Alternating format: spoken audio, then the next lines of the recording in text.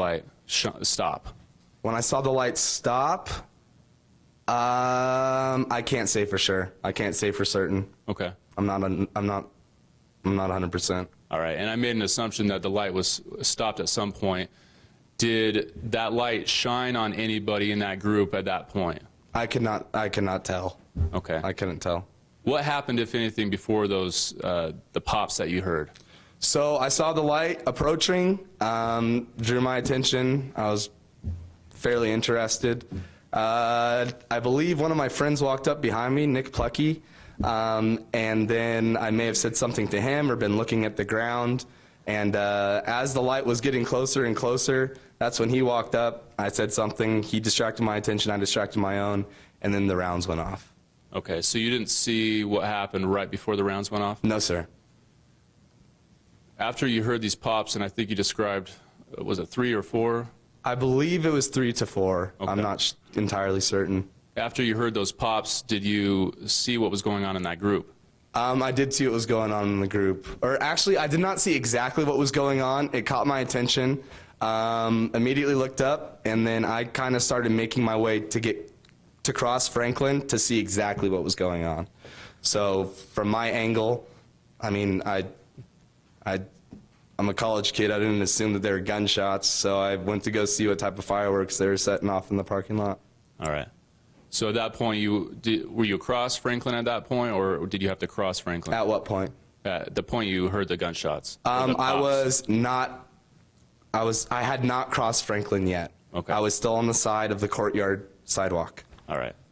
So you said you went toward the sound of the pops. Yes. Where did you go exactly? I went directly towards where the gates open, where you can pull into that first parking lot, closest to the, I want to say north side, the north side entrance, closest to the Grove. Went directly through there, and then, yeah, that's how we made our entrance. Okay, and you said we. Who was with you? Nicholas Plucky. Were you running or walking? We were walking at first, just to see what was going on, and then as we got closer, I think it was when we finally crossed Franklin, we'd taken a couple steps on the sidewalk on Mountain View side, started putting the pieces together. I saw my friend Nick peering on the ground. Where was he? He would have been closest to me. I can't say exactly with words, it's just too hard to explain. But he was in like agonizing pain, and I saw a girl on top of him, and everything started coming together, and I had realized that my best friends had just been shot. All right. Did you see Colin at that point? I hadn't seen him yet. I looked down at Nick, and then she said something to me. I don't remember exactly what she said. I looked up, took a couple more steps, and then I saw Colin bleeding out with Nick Acevedo trying to save his life. When you say, you said she said something to you, I just want to be clear. Who was talking to you at that point? I believe her name is Mikey. She was on top of Nick.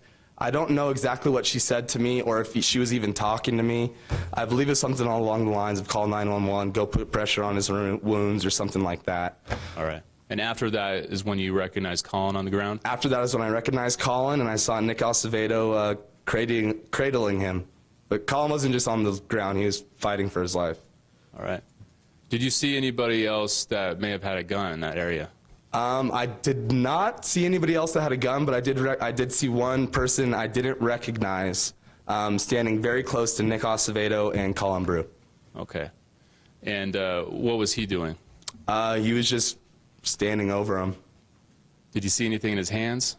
I did not see anything in his hands, but as Nick and I approached, we were trying to help our friend Colin, and it looked like, well, no, he reached for something that was behind him, which I deduced was the weapon he used to shoot down four of my friends. Strike sustained.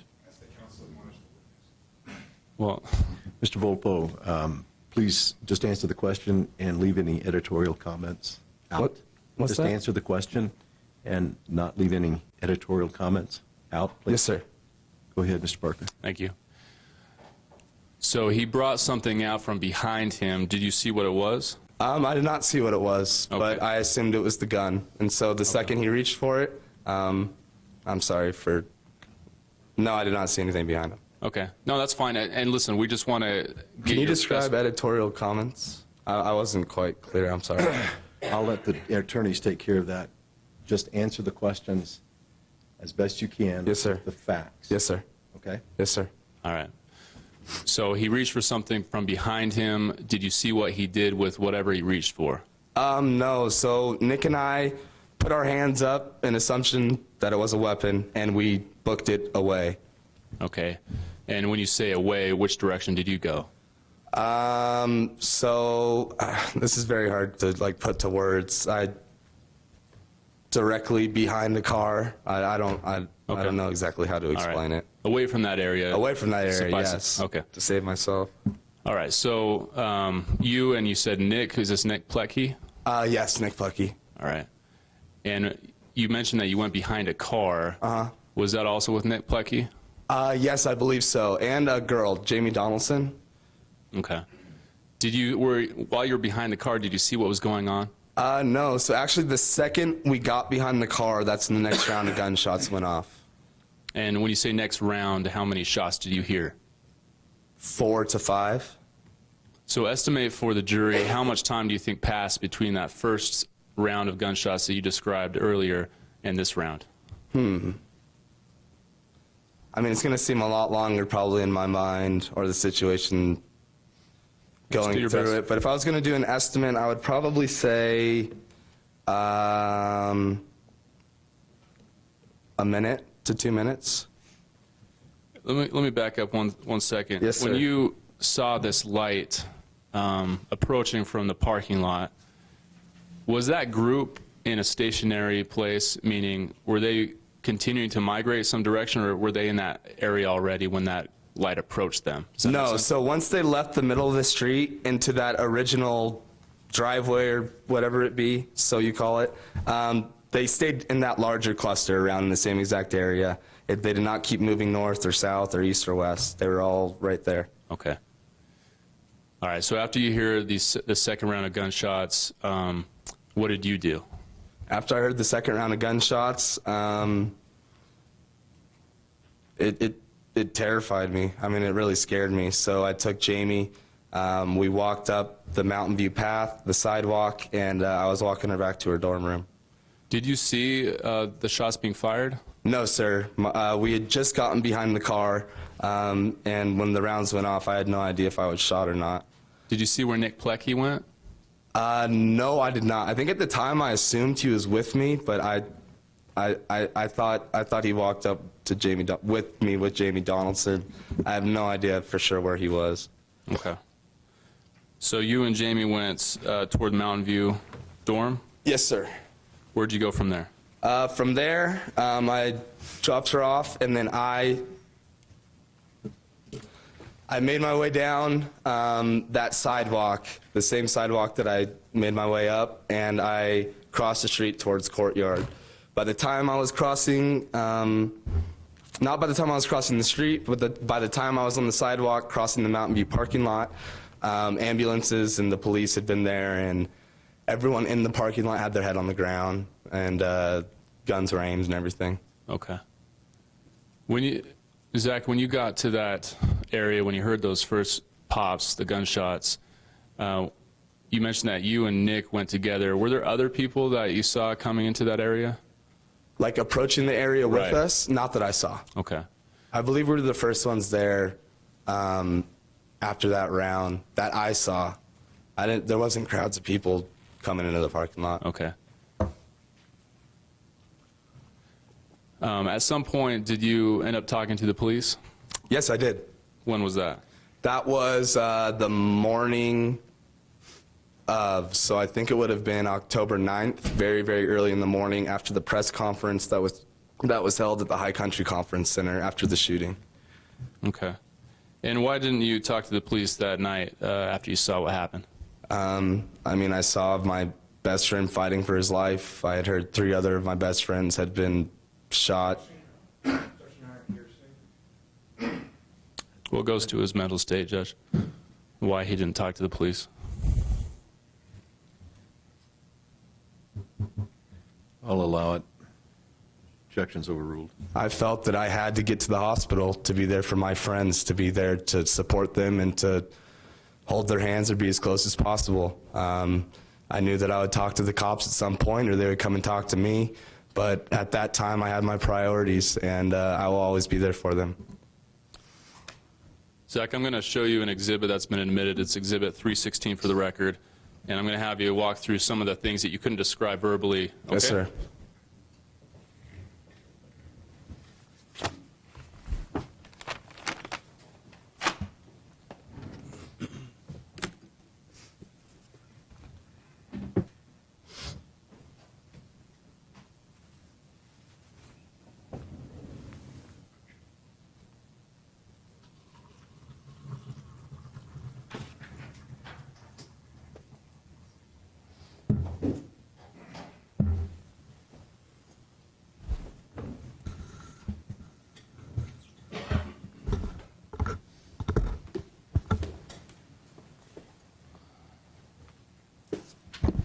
All right, Zach, can you see that? Yes, sir. I know it's black right now. Let me. Oh, thank you. And Zach, you should have a laser pointer up there. Do you see that? I do. So, do you recognize what we're looking at here? Yes, that is the courtyard parking lot I was talking about earlier. All right, let me go to a different view real quick. Where are we now? We are inside of what is called the courtyard, the reason for its name. All those doors open up to each other, and that's usually where groups of anyone would really gather. Okay. Do you remember where the party was being held? It was mostly in the courtyard. It was mostly outside, but I do remember people going in and out of doors, so there's multiple doors open. The actual party itself, I believe, I don't know exactly, from this picture it's tough for me to get a judge of, I don't know exactly how many houses are on that row. I believe it was, yes, that corner house right there. Either that house, or if you could keep scanning as you were, it would have been that, oh, you just passed it. That house, I believe. Okay. I'm not entirely certain. I mean, as I said, most people's doors are open and they're going in and out all the time. All right. Does that laser pointer work, Zach? Maybe the top button? I believe it does. I just don't know how to work it. May I approach, Judge? Yes. Oh, There you go. gotcha. Okay. All right. So you mentioned that you were about to leave the party. Which direction did you go? So I went inside that door and out the door behind it. Okay. Out onto Franklin Street? Yes, sir. And I think we have a view of that. Let me go over here. Yep. So it would have been right there. Okay. So you came out onto the sidewalk.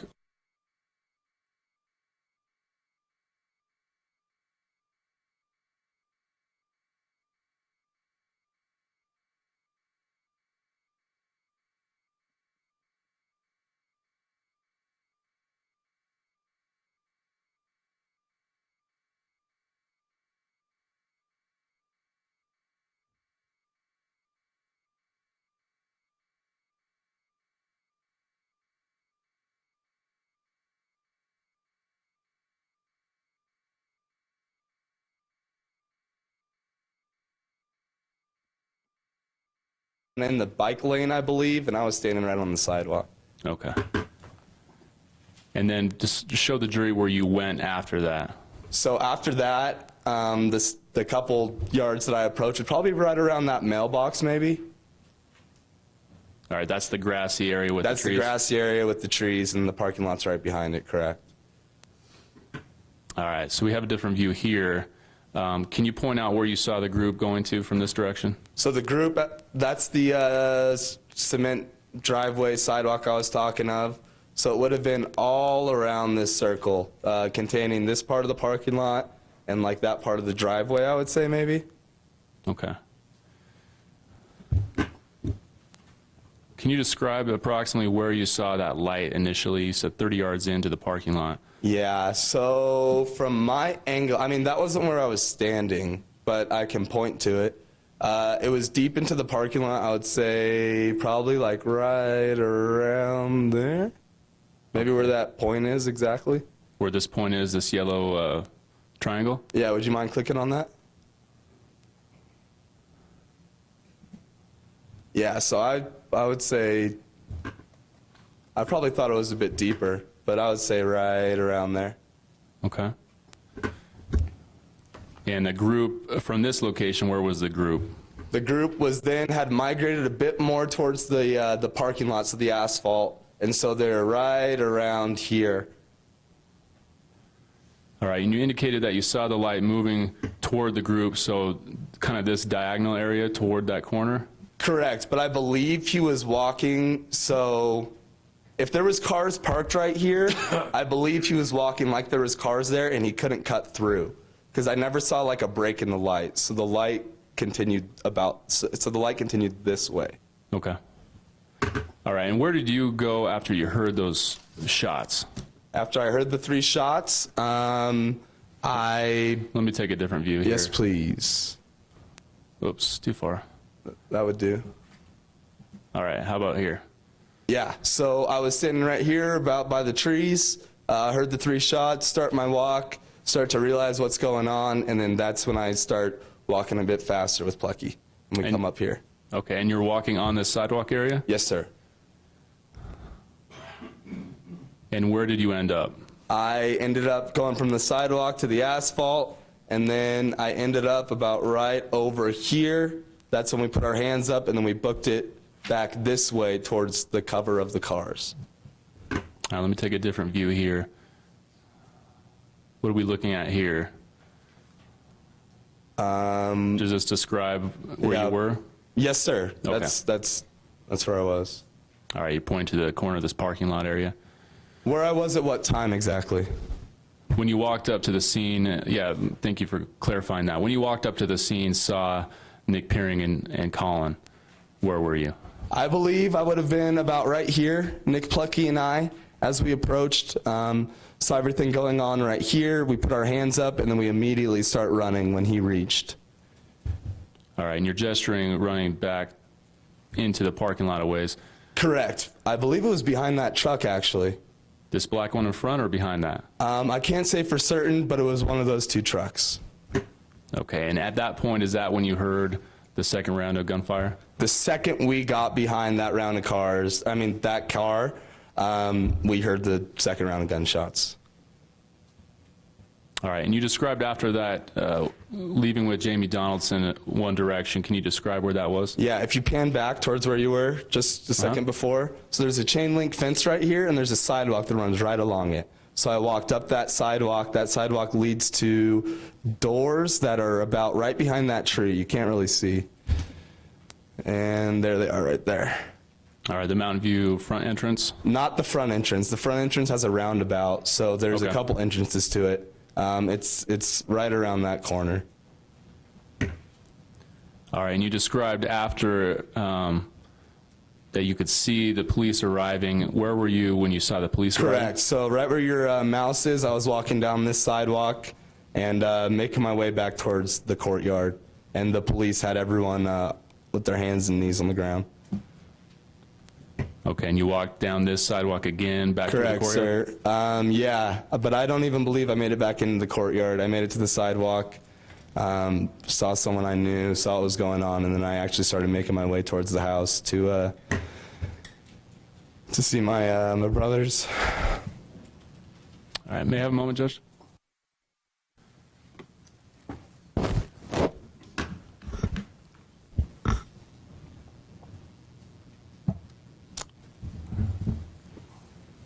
Just a couple of follow-up questions, Zach. Yes, sir. Did you at any point see any weapons aside from the gun that you may have seen? No, not at all. Did you see anyone else in the parking lot where that light was? Could you be more clear with that question? Yeah, you described a light being about 30 yards into the parking lot. Did Yes, you sir. see anyone else in that area? No, sir. Nothing further. Thank you. Cross-exam.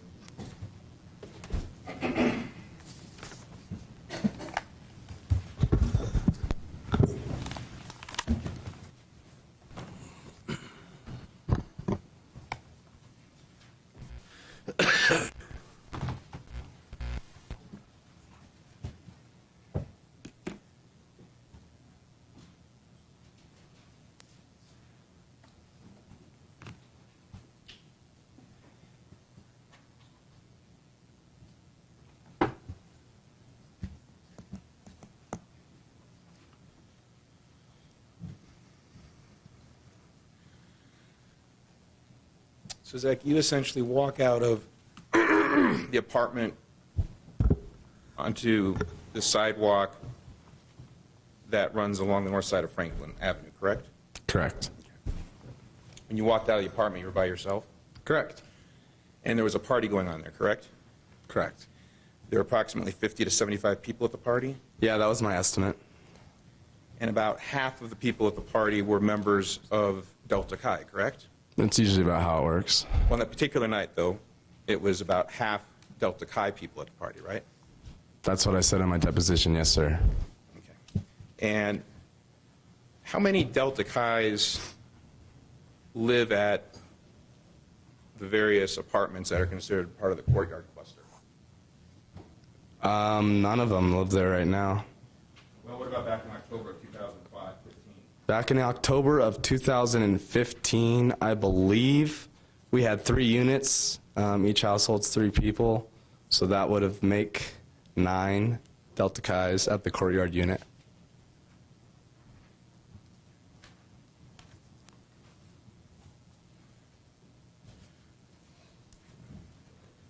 And so when you come out of the parking of the apartment, there's already this group that's congregated in front of you? Correct. They're in the street at this point? They're in the street, in the middle of the street. They're in a cluster, right? Yes, sir. And there's about 7 of them? I put an estimate on it. I put about 7 to 9, I believe I said. Did you recognize any of the people in the cluster at that time? No, sir, I did not. You mentioned earlier your familiarity with Mr. Prado, Mr. Zintek, and Mr. Brew. You recall that? Yes, I do. These are all good friends or were good friends of yours, correct? Yes, they still are. Very good friends. Yeah, they still are. They will be.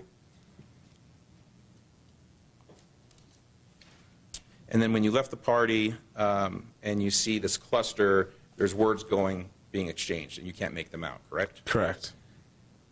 Does the group start moving towards Mountain View before you see Mr. Contreras run out? Yes. Okay. Now, when you saw Mr. Contreras run out, he indicated he had just clocked somebody, correct? Something along those lines. I'm not sure if that's exactly what he said. That's a word that you used when you gave a pretrial interview, correct?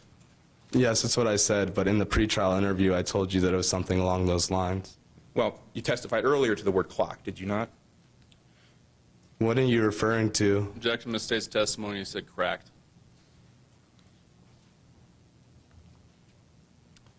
Sustained, if you want to rephrase.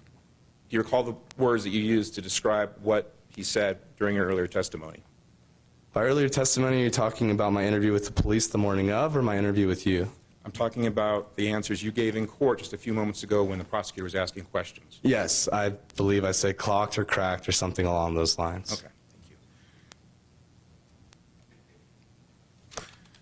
And then as soon as you see Mr. Contreras, he's basically announcing this as he's running towards you, correct? He said it to me, yes, as he's running past me. And you're standing in front of the courtyard at this point. I'm still standing on the sidewalk. To use your words, he booked it up north. Yeah, he was running. He went straight towards the Grove, Yes. east on Franklin. I'm not familiar with the exact northwest, east, or south, but he went towards the Grove. You walk out of the courtyard, you're looking into Mountain the View? parking lot. He runs to your left. Yes. Okay. He didn't stick around until after the group had migrated into the parking lot. No, he was the only one that ran the other way. He had already booked out long before you heard shots, correct? Yes. You never saw him again that night, correct? Never saw him again that night. And you didn't know who he was that night. That night, I did not recognize him. Had you seen him before that? I don't really recall. I don't feel comfortable putting an exact answer on it. The way I recognized who he was later on was We'll get that. to that in a second. Let me ask you some questions first. Okay. But you knew who Austin Contreras was, what? Right? I did not know his name. Somebody you'd seen before, correct? Possibly seen before, yes. He'd attended these parties previously, hadn't he? No, not that I know of. Okay.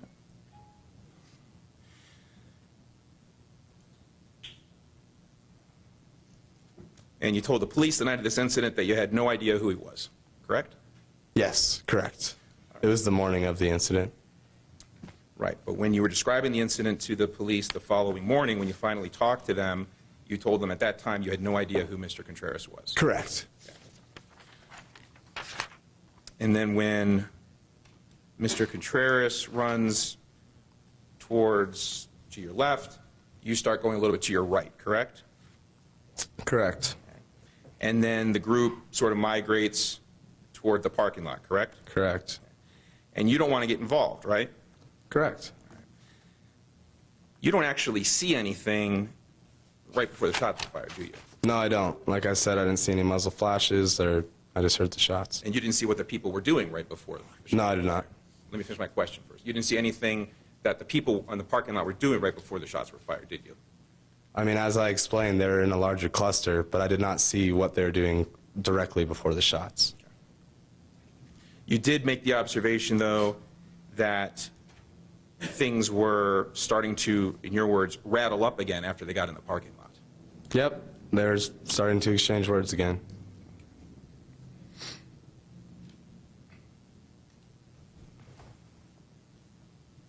Is a group of 50 to 75 people considered a party or a get-together? It depends on your definition of a party and a get-together.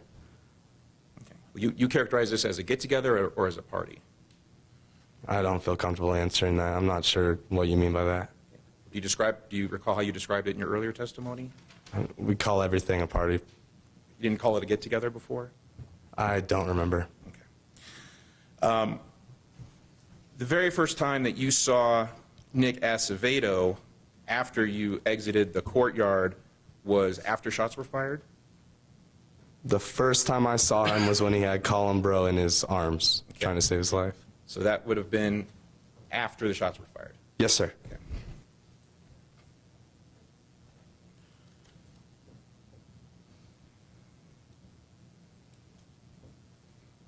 As the group was in the parking lot, you couldn't hear the words that were being exchanged, could you? No, sir. When the group migrates from the street into the parking lot, they ran for the parking lot, didn't they? They moved quickly. Yes, I'd say they ran.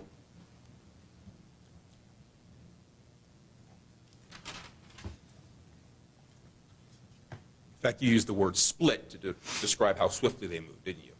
Yeah, that was my definition of move towards. I think I was using lingo in our deposition. I'm sorry about that.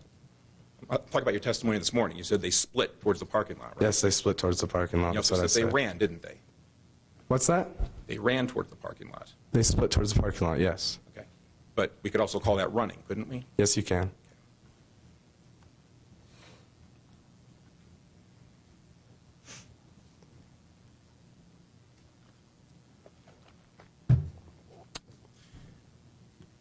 By the time the group had migrated over to the corner of the parking lot where you ultimately saw Mr. Peering and Mr. Brew, you had already continued a little further to your right down the Franklin sidewalk, correct? Yes. And you still had Franklin Street between you and the parking lot, right? Correct. You're still on the courtyard side of the parking lot. Correct.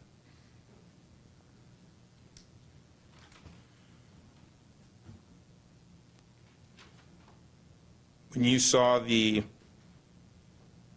flashlight come on, you believed that it was very deep in the parking lot, didn't you? I said 30 yards out. When you saw the flashlight first come on in the parking lot, you thought it was very deep in the parking lot, didn't you? 30 yards, yes, I believe 30 yards out is deep in the parking lot. Okay. Well, it was actually, to your perspective, it was a little bit more than halfway into the parking lot, wasn't it? What are you referring to? I'm referring to the width of the parking lot. Yes. You're looking at the parking lot, right? Yeah. No, what time are you referring to me saying that? When you saw the flashlight come on. Right. How many times did you see a flashlight come on? Once, but That's when? what we're talking about, okay? Yeah, I know. I was there. Okay. So you're looking at the parking lot. On the left is Mountain View, correct? Yes.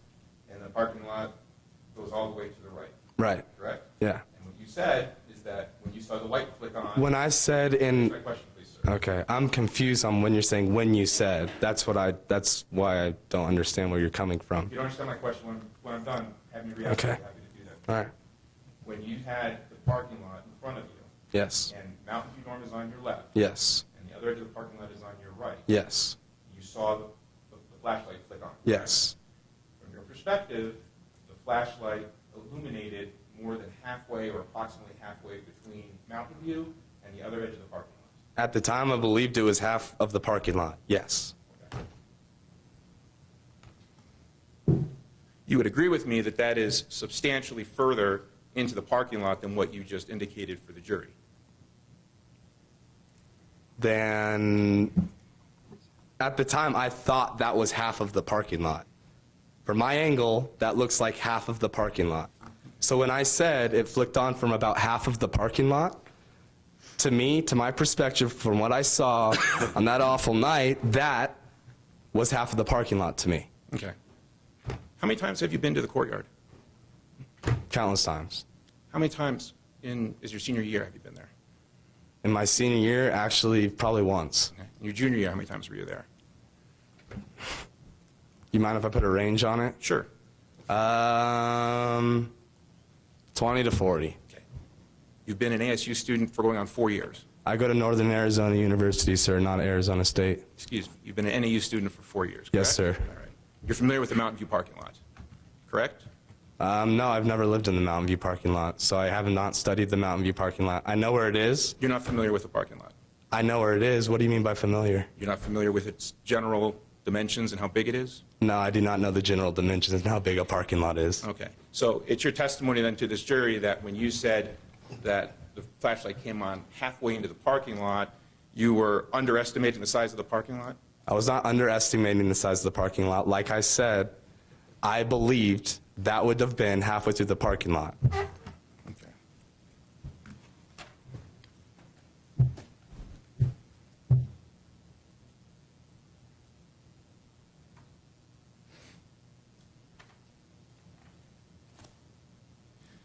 When you did your defense interview with this case, I had you fill out a map. You recall that? I do recall that. And I asked you to put an X where you saw the light flick on? Yeah. Okay. Can I approach the witness, Your Honor? Yes.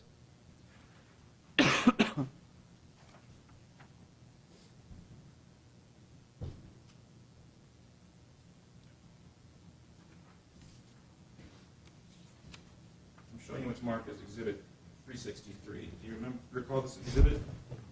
Yes, I do. You recall me asking you when you had a yellow highlighter to draw an X where you first saw the flashlight come on? Yeah. And you put it right there, didn't you? Yeah, so that's halfway to the parking lot.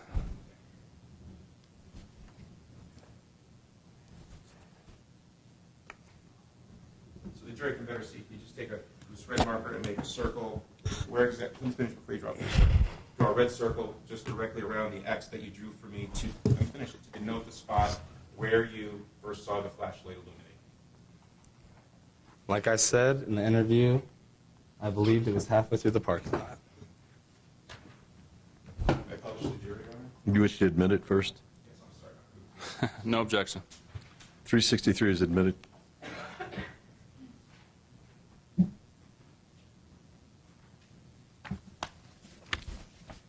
Now, just to orient ourselves. The courtyard area, correct?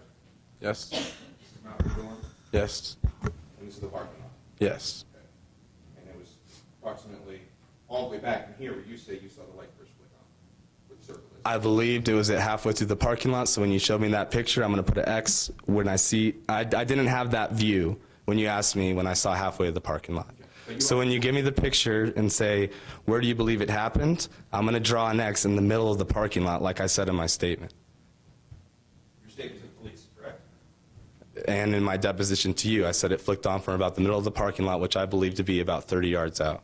So you've been pretty consistent that you saw the light come on halfway in the parking lot. That's what I said, yes. I said it was about halfway through the parking lot.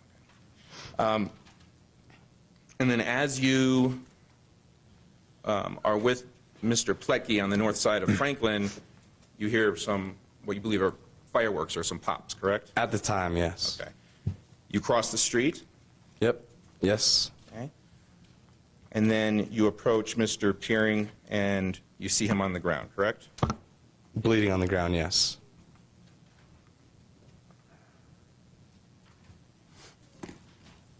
And then you, at some point thereafter, notice Colin to the right of Mr. Peering, right? Yes, I do notice Colin. Okay. Nick Acevedo is there also. Yes, he was the one holding Colin, trying to keep him alive. Is there anything else that you want to volunteer about the medical condition of these two individuals that I'm not Objection asking you about? argumentative. Overruled. I'll withdraw the question. Question is withdrawn. You believed, to use your words, or words that you agreed with, that you had a front row seat to this incident, correct?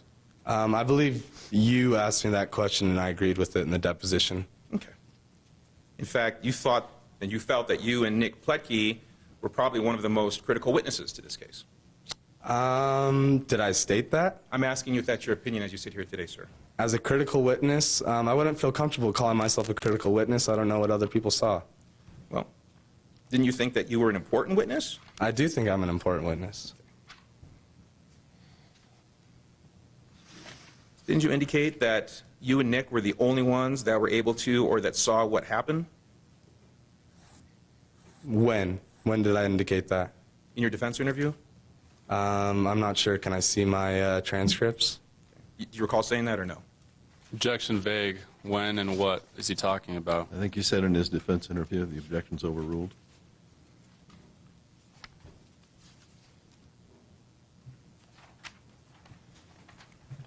You recall saying that or no? I do not recall saying that. Okay. I don't remember. You do recall agreeing with me, though, with the characterization that you had a front row seat to this incident. Yes, you made the statement, I believe, and I agreed with you. Okay. And you believe that you were pretty much the information source for most of the people who came to the hospital or to the fraternity house later on that date, correct? Yeah, what do you mean by information source? I don't know. What did you mean when you said that? Like to the situation as a whole, I was one of the only ones there that was, everyone else was inside. I was on the outside. So I guess I see what you're saying. Yes, I had the information of the situation. Okay. And so when you came out of Mountain View after dropping off the female that was with you, you approached one of the many police officers who were there to tell them that you were a witness. No, I did not. Okay. You walked to your apartment or to where you were living that night, Yeah, I was trying to make my way home. and you encountered some other police officers on your way home, didn't you? Yeah, I was actually on the corner of the street Yes bawling. or no? I You was encountered crying. some other police officers on the way home, correct? Yeah. Did you volunteer any information to that police officer? No, he was actually mad at me for thinking of making fun of the situation. Did you let the police officer know that you were a witness and you had information about what had occurred? No, I believe I was crying a bit too hard. I was a bit of a mess after what I had just seen. You were so upset about what you saw, but you didn't think it was important to tell the police at that point. At that point, no, I was crying about my best friend being shot. Okay. And then from there, you go to where? I make it back to my house, the 318 South Humphrey Street. Is that a fraternity house? That is. So you live at the fraternity house with how many other Delta Chi members? It ranges at times, but I think maximum it could hold about 16 people. How many Delta Chi's were living there at the time? I don't remember. When you get home, after walking past the police officer and you're at the fraternity house, do you call the police at that point? No, it was still a bit of a mess. As I said before, I wanted to get to the hospital to my friend and my brother to make sure I could be standing by his side to help him fight for his life. Okay, so is that a no? You didn't call the police? From No, I did not call the Okay. police. And then from the fraternity house, you go to the hospital, correct? Yes, sir. And did you talk to the police at the hospital? No, I didn't see any police at the hospital. There were no police at the hospital? I did not see any police at the hospital. Not any at all? I did not see any police at the hospital. Were you in the waiting room? I was in between the waiting room. I was outside. I was smoking cigarettes. I was crying. And I was also praying, sir. Okay. And between your crying and smoking and praying, you didn't see any police officers in the waiting room at all? Not that I Objection asked recall. and answered. Overruled. Yeah. How many times are you going to ask that? You can ask it again? I can answer again. Okay, so you didn't see any police officers, for example, standing by the entrance or exit to the waiting room at the hospital? No, sir. When I got to the hospital to support my 4 best friends that were shot, I did not see any police officers to my knowledge. How long were you at the hospital that evening? It's very hard to say. The hospital staff kind of wanted to push us out because we had such a large gathering with the community. They actually wanted us to go outside. When we went outside, we linked up in hands and started praying. I actually led the prayer, but it was going in and out. I can't put an exact time on it. Okay, well, aside from describing what you did, my question is, how much time did you spend there? If you can't give me an exact time, can you give me a range, please?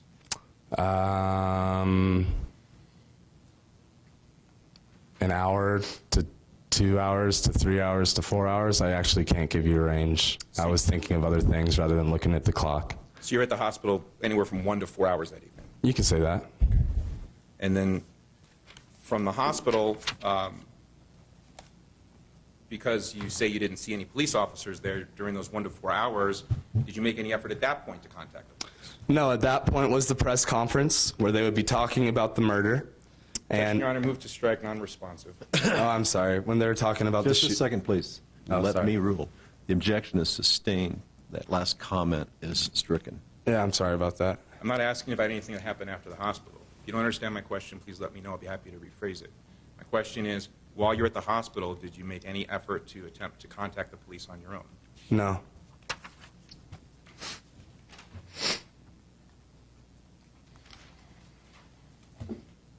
While you were at the hospital, you were discussing what you thought you had observed with your other fraternity brothers and friends there, weren't you? I never said that. Is that You did not discuss the incident with the other people at the hospital? We were worried about other things. People asked what had happened. I told them there was a shooting. I wasn't going to sit there and go into full detail about the most traumatic event that had ever happened to me, and that probably will ever happen. So we, like I said before, Actually, we Your Honor, were... move to strike non-responsive. Sustained. Mr. Volpo, please answer the question. Yes or okay. no? It's a simple question, sir. Did you or did you not discuss the incident that you believed you had witnessed with the other people at the hospital? Just as much as saying there was a shooting. Okay. And then, when you heard the first round of gunshots from across the street on Franklin, you were not the only people who approached, correct? Yes, I was with Nicholas Plecky. In addition to you and Mr. Plecky, there was approximately another 10 to 15 people who approached, correct? I believe that's what I said. Approached? Who heard the noises and approached the parking lot area. I'm like at the same time as me. I didn't see anyone approach with me. I believe I was talking about the people inside of the parking lot. Do you recall telling the police, so the rounds go off, and the last thing I assume it was where the noise being gunshots, I thought it was fireworks or something, so I approached the situation along with 15 or 15 other people who had heard the noises. Do you recall Yeah, saying- I was do you recall saying that to the police? the morning of, but in terms of what I was trying to say was that they were the 15 to 10 other people that were already there, not approaching with me. I did not run up with a wave of people.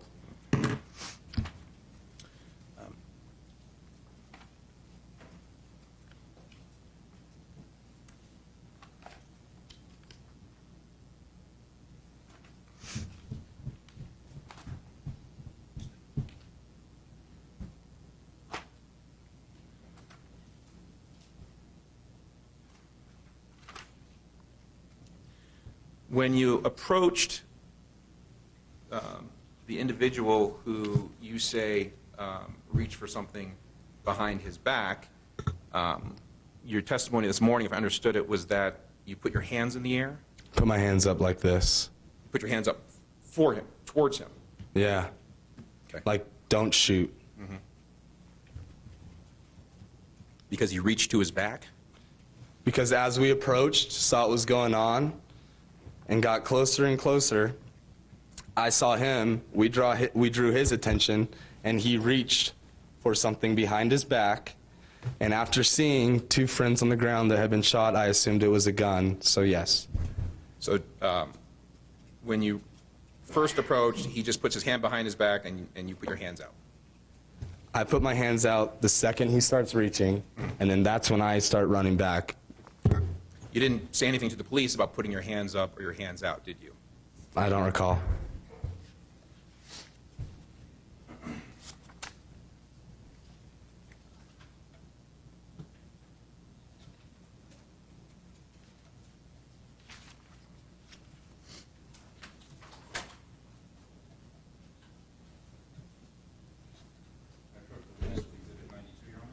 Yes.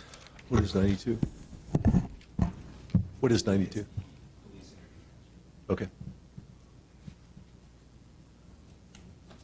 This is Exhibit 92, sir. Can you just flip through that and identify that as a transcript of your interview with the police the next morning? Yes, this is a transcript of my interview with the police the next morning. And that's one of the transcripts that you reviewed prior to your testimony this morning, correct? Correct. And can you agree, flipping through there, that there's nothing in there where you indicated to the police you had to put your hands up or your hands out? I do not recall. You don't recall seeing that in there, do you? I don't recall if it's in here or not. Okay. Well, if you see it in there, you'll let me know, okay? Okay, so do you want me to read this while I'm up here, or? No, if I'll give you a chance to look through it, and you can let me know if you see it, okay? I'll move on to another question. Okay.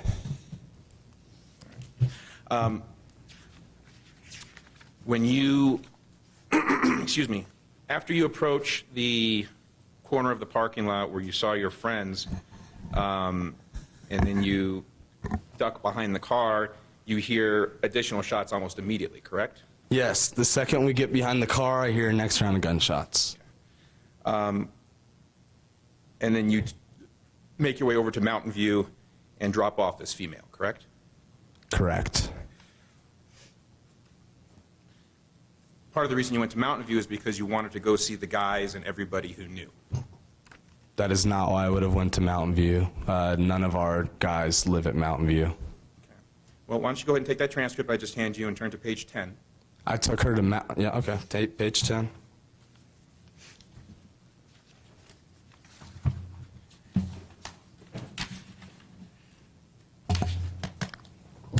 I'm here. All right. Now you see on line 11, Line 11. you're asked the question, and then from there, after those shots happen, then what?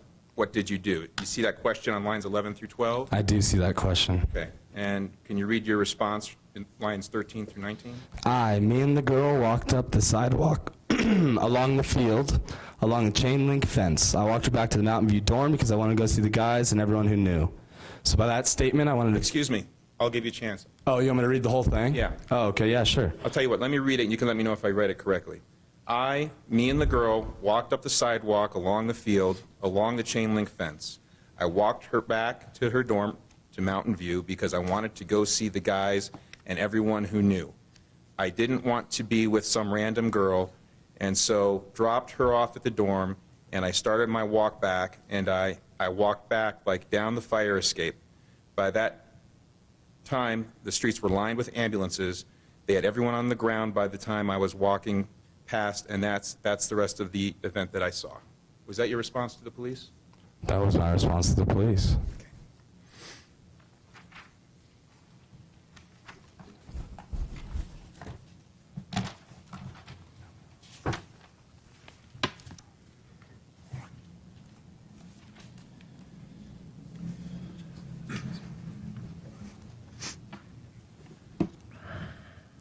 Between the time of this incident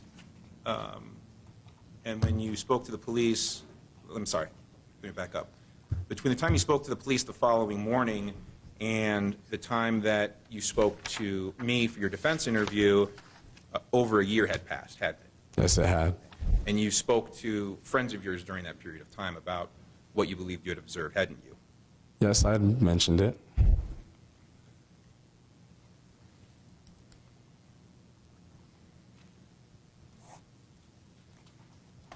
Could you walk us through again the path that you took from the Mountain View dorm to your fraternity house that evening? Yeah, so from the Mountain View door, I walk down that cement sidewalk fire escape driveway, back until it gets you to Franklin Street, cross Franklin Street, get on that side of the sidewalk, right next to those trees I was standing at before, and then from my view, or from my angle, if you turn left, that takes me back to my house.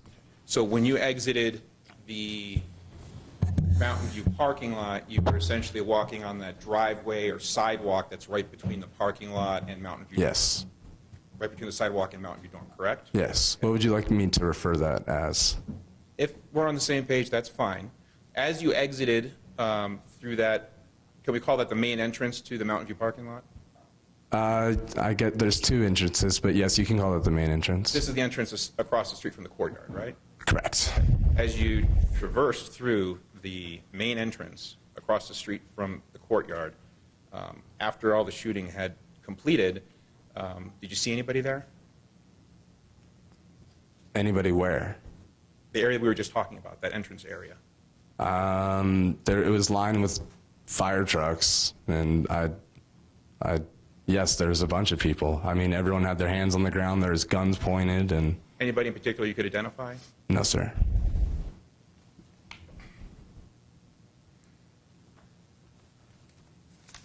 Just a few more questions, sir.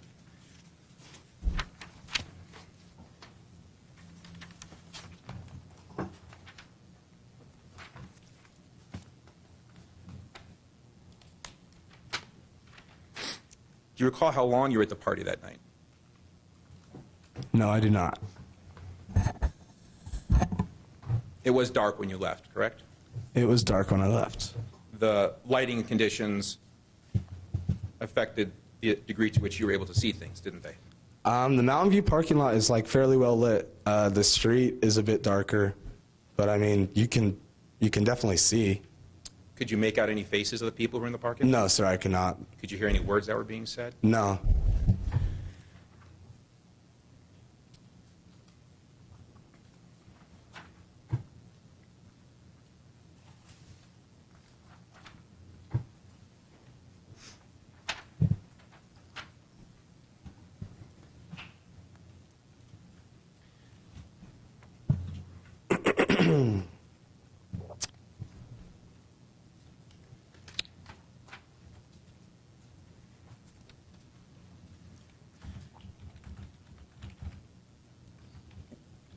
When you exited the courtyard upon leaving the party, were you alone or were you with anybody else? I was alone. I was making my way back by myself to go home. So you weren't with Housins at that point? No, sir. You weren't with Nick Acevedo at that point? No, sir, I was alone. I was by myself. You weren't with Nick Peary at that point? No, sir, I was alone. So from the time you left the party until the time you next saw Nick Acevedo was after you ran into the parking lot and saw him with Colin, correct? Correct. You weren't hanging out with Nick Acevedo by that main entrance to the parking lot as the group was splitting north and it was ratcheting up? No, I was watching from the sidewalk. You weren't with Nick Acevedo when you heard pops coming from the cluster from the first time? No, I was standing next to Nick Plucky. You know who Nick Acevedo is, right? I do. He's a friend of yours? He is. If you're standing next to you, you probably have a pretty easy time recognizing him, wouldn't you? Yep. Yes.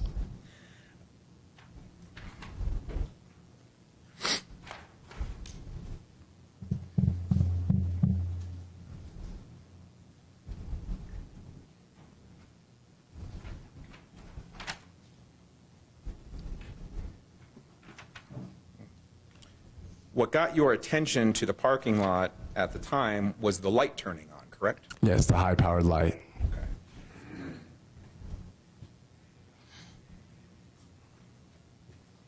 And you couldn't tell specifically what the light was being pointed at, could you? It was being pointed like he was using it like a flashlight. It was being pointed towards the confrontation he was approaching. So it was still a confrontation at that point? Words were still being exchanged, yes. You had a belief or an understanding at that point that it was a light affixed to the gun, or you didn't know at that point? Nope, I thought it was just a high-powered light that I believed to be either a police officer or a security guard that was going to break up whatever was going on. Okay, we understand that the light was very bright in your estimation. I'm not asking you how bright it was. I'm just asking you if the way it was being held appeared to be any different than someone who'd be using a flashlight just to walk across the parking lot. Could you say that again? Yeah, there's nothing unusual about the way the light was being held from your perspective. He was just using it to illuminate the way. Okay. When you saw the light, you didn't think to yourself, that light looks like it's attached to a gun? Nope. Okay. When the light came on, you didn't think to yourself, geez, that parking lot is so well lit, why would somebody need a flashlight to see where they're going? Uh-uh. Is that a no? No.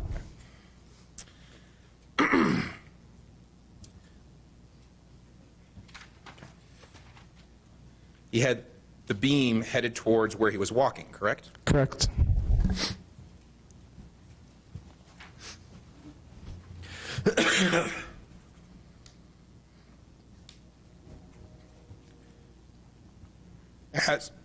As the flashlight approached the group, there was still arguing going on, correct? Yes, there's still words being exchanged.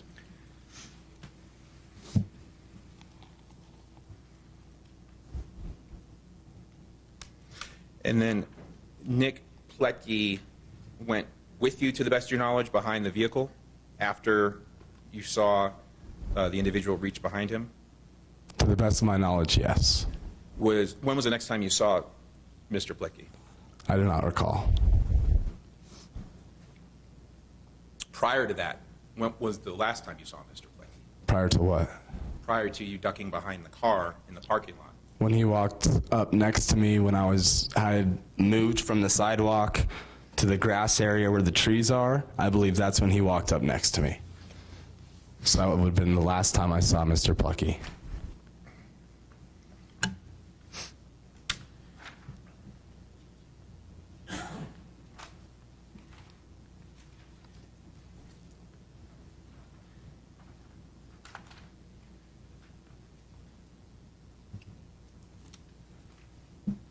You never saw any interaction between Mr. Acevedo and the person that you believe was holding the gun after you approached that area of the sidewalk, excuse me, of the parking lot? I believe they were exchanging words, or Nick was saying something to him.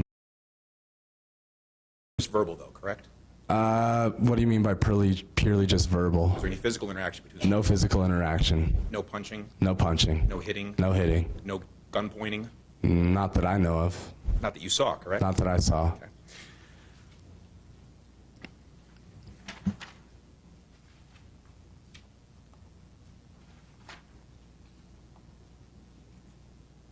In fact, you never even saw a gun. I never saw a gun.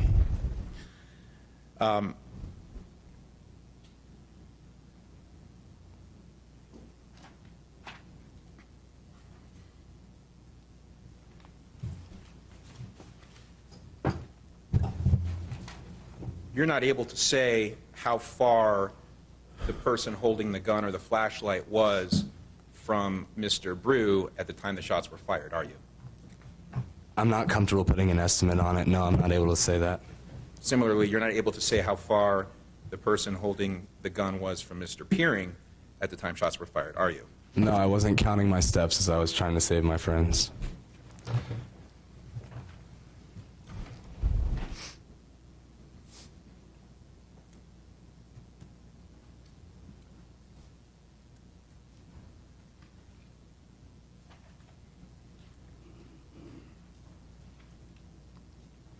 If I got just a very brief moment, Your Honor. Sure.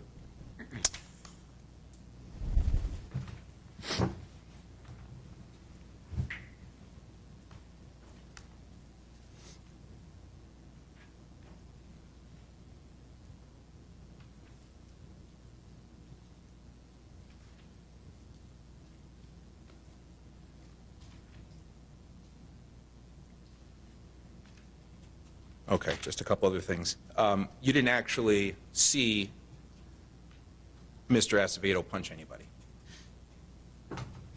No, and I never said Mr. Acevedo punched anyone. I said Mr. Contreras punched someone. I'm sorry, you never saw Mr. Contreras punch anybody? No, I did not. Okay, thank you for correcting me. I apologize, I misspoke. It's okay.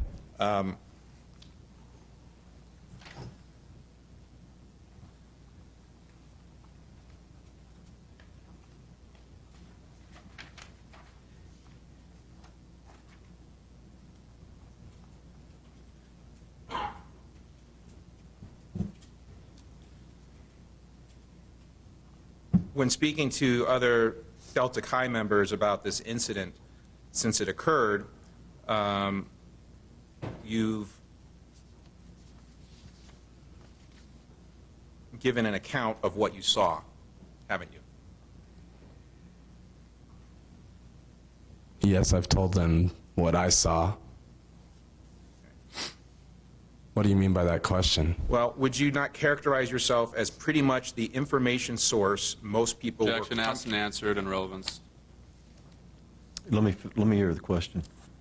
Would you not characterize yourself as being pretty much the information source most people were coming to because you had a pretty good view of the situation and saw most of it? The objection's overruled.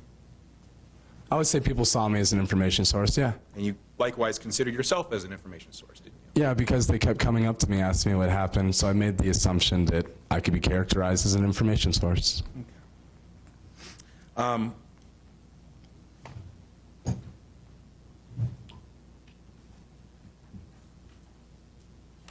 Did you at any point, after you finally spoke to the police the following morning, voluntarily initiate or attempt to initiate contact with the police or the prosecutor's office to report any new information that you may have come onto or come into?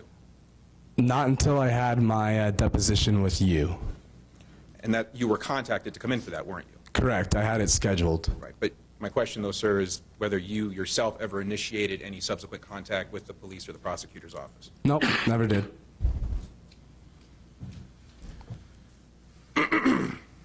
And you had no idea or sense as to why Mr. Contreras may have punched somebody that night, do you? No, sir, I do not.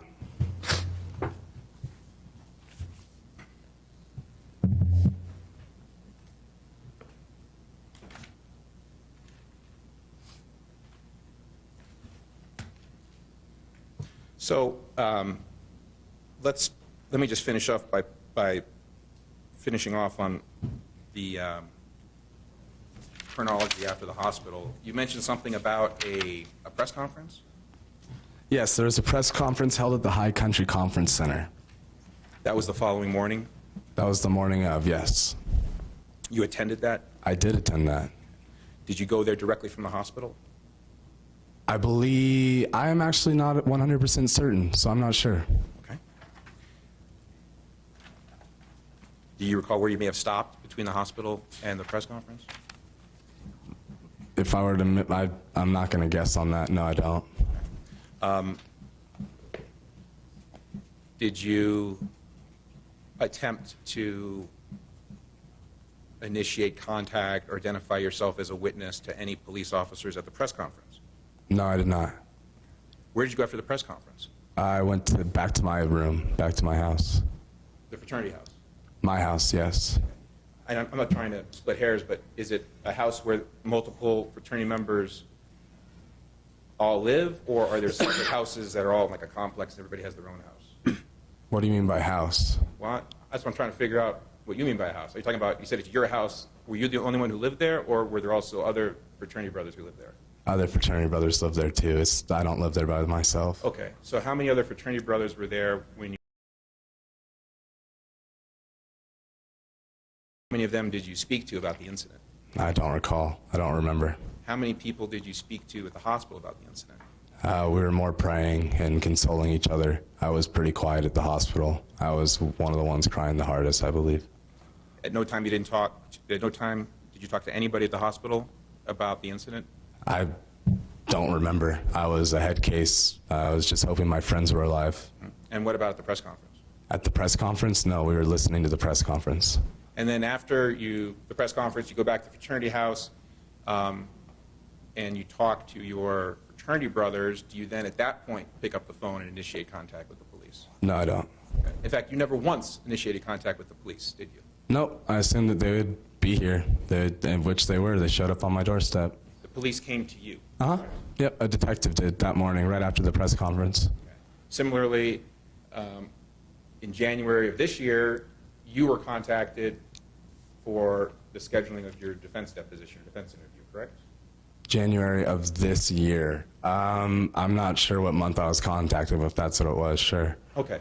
And aside from that, you haven't had any contact or communication with the police in this case? No, I have not. You've made it pretty clear through your testimony today that Mr. Brew was somebody that you were very close with. Everyone in the chapter I'm very close with. We're brothers. I would say that about every single one of the guys in the chapter. There's nothing that you wouldn't do for Colin that you wouldn't do for any other fraternity brother. No. You guys are actually like blood A brothers. brotherhood. Blood brothers. You look out for each other, don't you? Yes, we do. You have each other's backs, don't you? We do. You support each other. Yes, that's what a brotherhood is. Okay. And you feel that strong brotherhood as you testify here this morning, don't you? I do. And I feel Colin looking over me, too. Move to strike, Your Honor. It is stricken. Last comment is stricken. So, when you got to your fraternity house after being at the hospital and after being at the press conference, were you or were you not aware at that point that Colin was deceased? Yes, I believe we had gotten the news that he was. I don't exactly remember what time, but I believe I had known. So you knew that Colin had passed away prior to the police contacting you, correct? I don't know. I'm not sure. So during this whole stretch of time, you were satisfied not knowing whether Colin survived or not? Me personally, after what I had seen, when I approached the situation and Colin fighting for his life, I unfortunately made the assumption that he wasn't going to make it. Okay. So you were of the assumption or belief that he had passed away basically from the time you saw him after running to the parking lot? Not from the time after I saw him, but I mean, hopes weren't very high. Your hopes weren't very high that he was still alive when you were at the hospital, were they? No. Your hopes weren't very high that he was alive when you were at the fraternity house before going to the hospital, were they? No.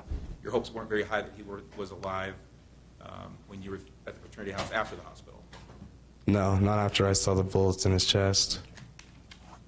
It was just, I mean, there's no way. He was trying so hard. Okay.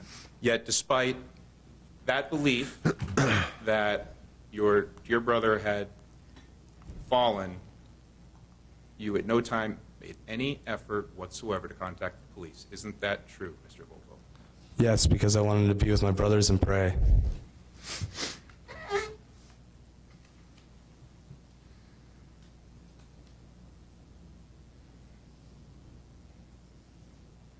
You wanted to be with your brothers and pray, or be with your brothers and get your story straight? Be with my brothers and pray.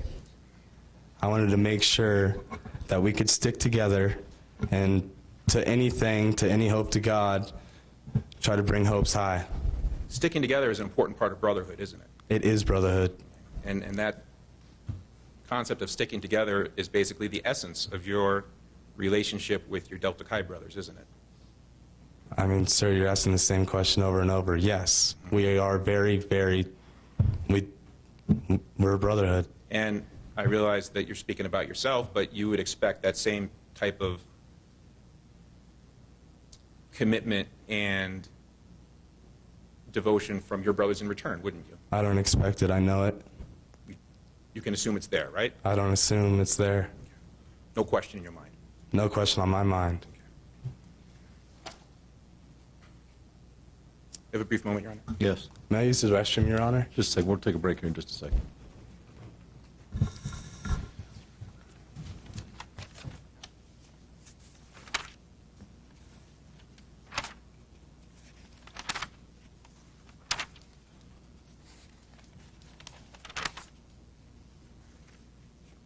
No further questions, Your Honor. Thank you. All right, folks, let's take a 15-minute recess. Please remember the admonition.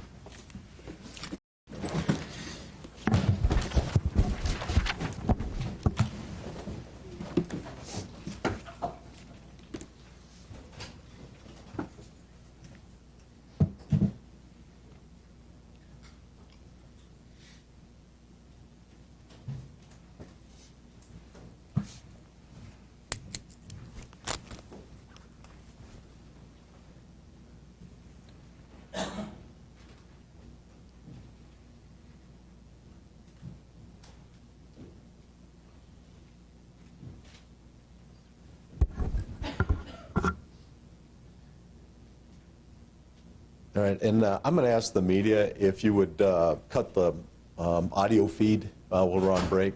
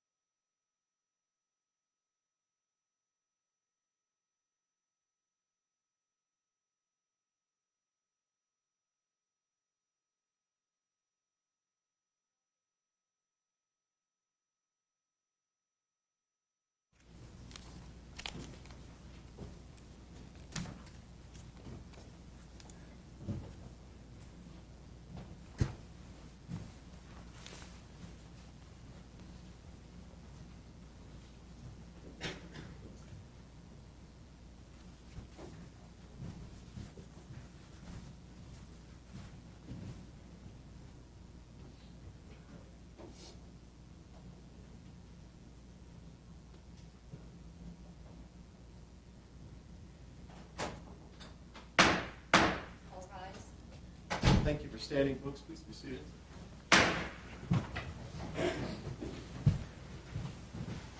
Indulgence of the court and Mr. Barker, can I just clear up? I inadvertently misstated something during my cross-examination. I just wanted to clarify that with the witness. Sure, go ahead. Mr. Volpo, in addition to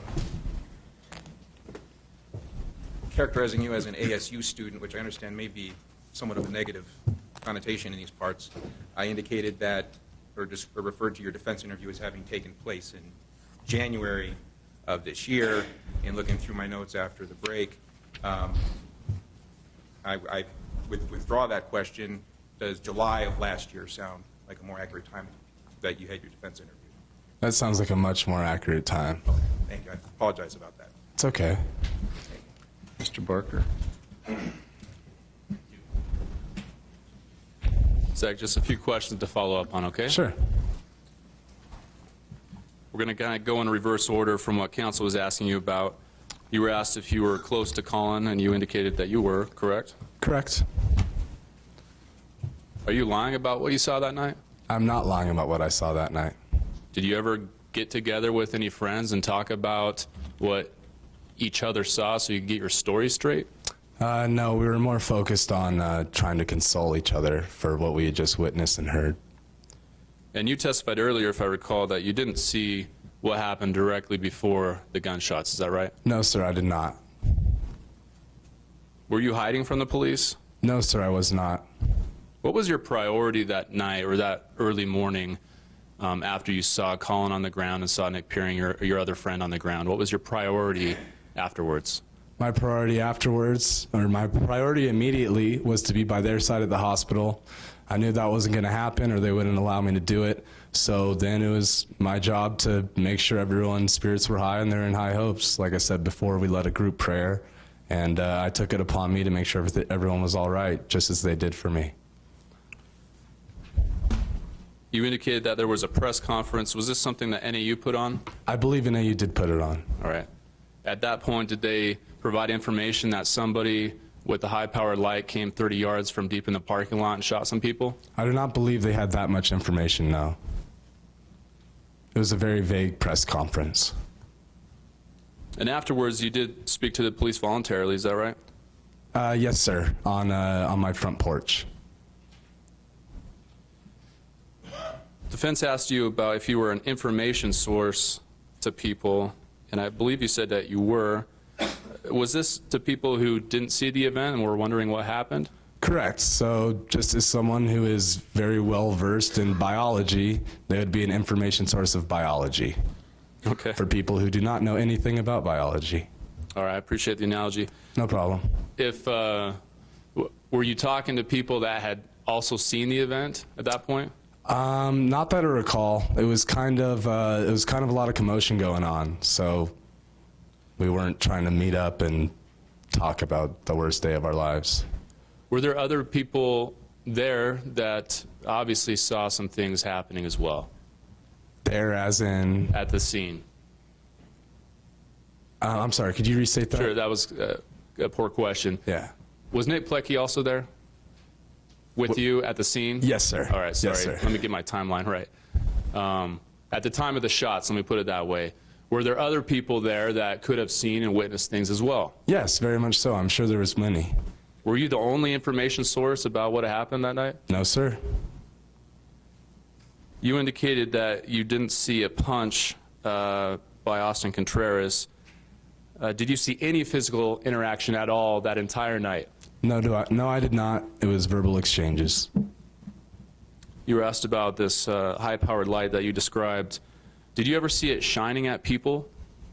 I cannot say I saw it directly shining at people, but I did see it shining towards the group he was approaching. That's why I assumed it was a police officer or a security guard going to break up whatever was going on. Okay, you indicated with counsel that he was using it like a flashlight, or this person was using it like a flashlight. Was it shining right at the ground, or was it shining outwards at times? I recall it shining off of the trunk of a sedan, so around that area. I remember the the best way to put it is he was using it as a flashlight to lead where he was going. That's what I assumed it was. Okay. Do you recall where that, and we could go to the Exhibit 316 as well if you need it, where the person stopped with that light before you said you were distracted and you didn't see what happened after that? I do not recall where he stopped. Counsel asked you about Nick Acevedo and what you witnessed there. You indicated earlier with counsel that you didn't see Nick Acevedo next to you prior to the gunshots going off. Could he have been in that area watching from another place? Your Honor, calls for speculation, lack of foundation. Sustained. Did you see everything around you, or were you focused on one thing At the time of what, sir? right before the gunshots? Right before the gunshots, I was looking down. I wasn't looking at the scene. I believe I would have seen muzzle flashes or something if I was looking directly at it. So I did have a very wide-angle view, but like I said, I couldn't make out any faces, couldn't make out who people were, but I could see that there's people in the parking lot still. You indicated that Nick Acevedo was holding Colin when you saw him. How long were you standing there when you saw Nick Acevedo with Colin before you ran behind the truck? So I'd say it was a pretty fluid motion. So as we crossed the street, we were walking, pick up the pace a bit, start to see what's going on, past Nick Peering on the ground with Mikey on top of him, putting pressure on his wounds. And then we make our way towards Colin and Nick and the unknown man standing next to him. Your Honor, non-responsive. Sustained. How long were you, so let's just take that section. I'm sorry, I'm just trying to explain. I don't know how long. I'm trying to just Okay. explain Well, the whole situation. Let's break it down then, okay? Okay, that's fine by me. When you got to the point where Nick Acevedo was cradling Colin, as you described, and you saw the person reach behind his back, how much time passed, do you think, that section that you described? I would say it was a matter of seconds. Nick and I probably ducked behind the car within 5 to 10 seconds, possibly. All right, thank you. Counsel asked you about the lighting in the parking lot. You indicated that it was pretty good in the parking lot, not so great on the street. Correct. When you were watching this happen, were you in the street or on the sidewalk? When I was watching this happen, I was on the sidewalk still. Okay. And you indicated you couldn't make out faces Correct. from that location? Correct. Okay. When you were in the parking lot, however, could you make out faces? Yes, as I passed each person, I was able to recognize who they were. Do you still have Exhibit 92 up there? Yes, I do.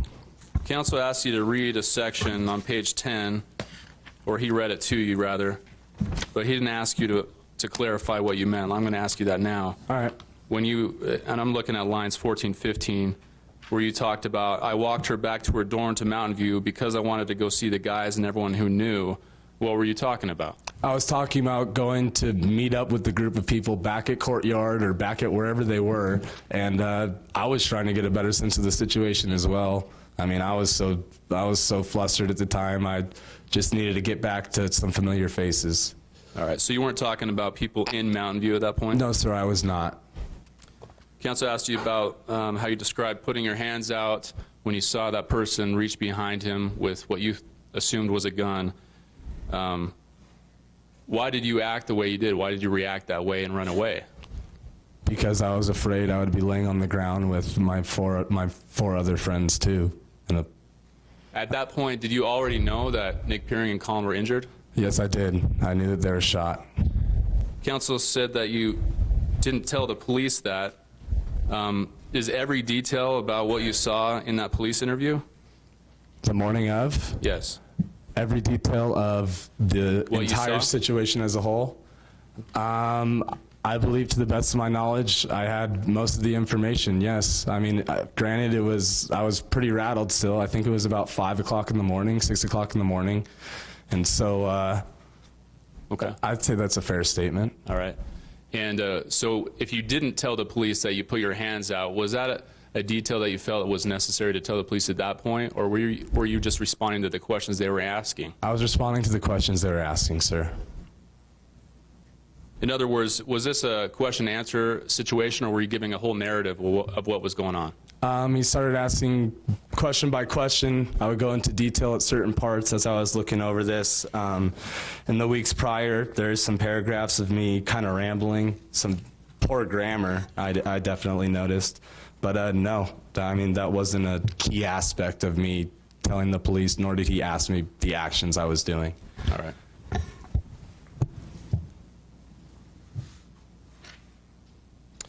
Counsel asked you about the statement about being halfway in the parking lot, that light showing up at halfway in the parking lot. You remember that? I do remember that. Okay, and you had you mark on a map that, can we describe it as an overview or a bird's eye view? Yes, you can describe it as that. Was that the perspective you had of looking onto this scene from above? No, I'm about 6'2" and I was standing on a sidewalk. Okay.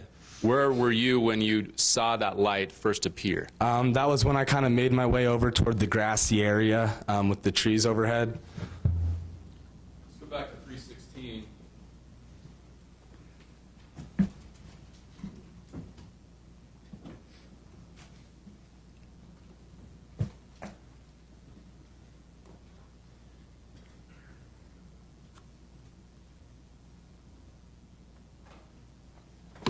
All right, you see that, Zach?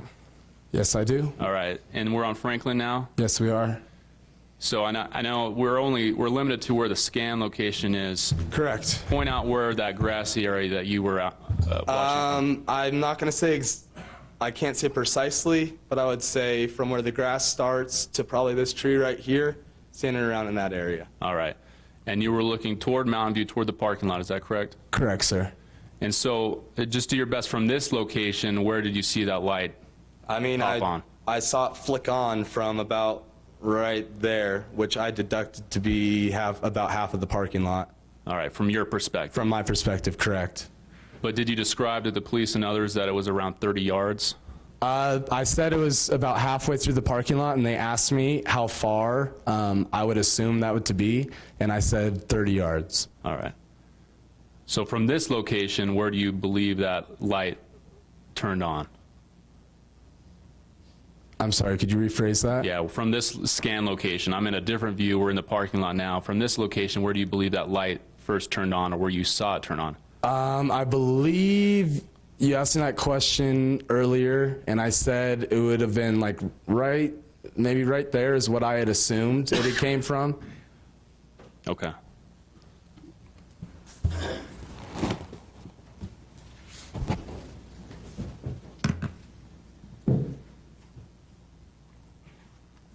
When you described it as deep into the parking lot, why did you say it that way?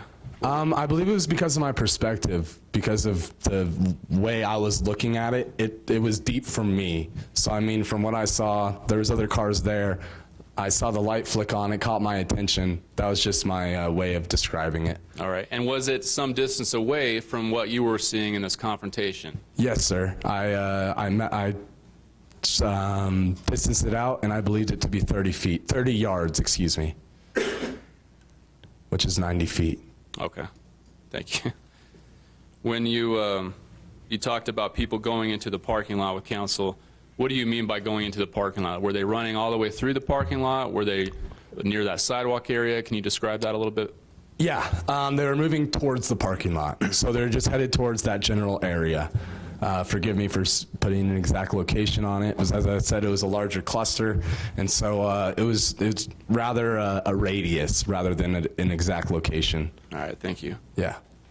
Counsel asked you about the 50 or 70 people that were at the party. Was that at the peak of the party, or was it at the time you were leaving the party? Give us a sense of what that was. That was just my assumption of the entire night. There's probably less people there when I was leaving. When you were leaving, were other people also leaving the party? Not that I know of. I was going home by myself. But my friends had already left that live at 318 South Humphrey Street, so people had been leaving. Counsel asked you about Austin Contreras and where he went. Did you see where he went after he passed you on the street? No, I was focused at the situation, so we went in opposite directions. That's when I made my way towards the grassy area. So you don't know if he had stopped and backtracked? I have no idea. Counsel asked you a little bit about how you knew it was Austin. You didn't tell the police that initially, correct? No, I did not. But you did describe him as someone short with brown hair, Short with brown hair, yes. and later it was that you put 2 and 2 together. Yes, it was a match.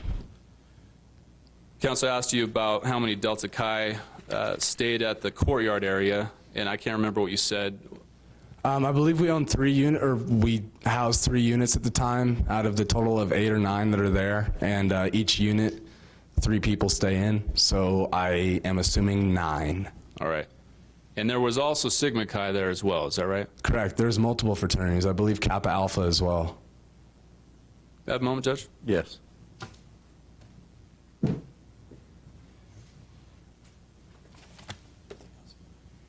That's all I have. Thanks, Zach.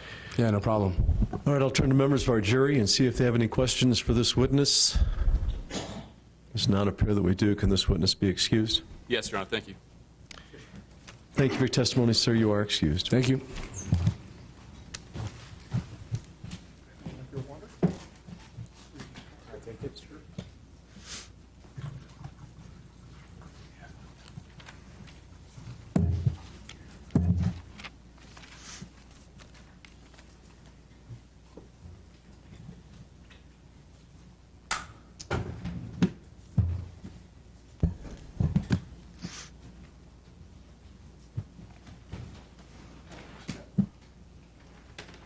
Your next witness, please.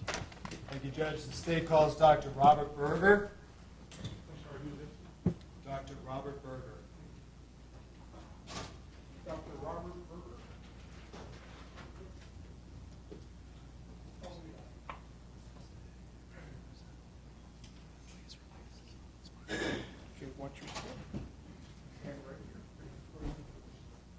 You solemnly swear or affirm under penalty of perjury, the testimony you're about to give will be the truth, the whole truth, and nothing but the truth, so help you God, or do you so affirm?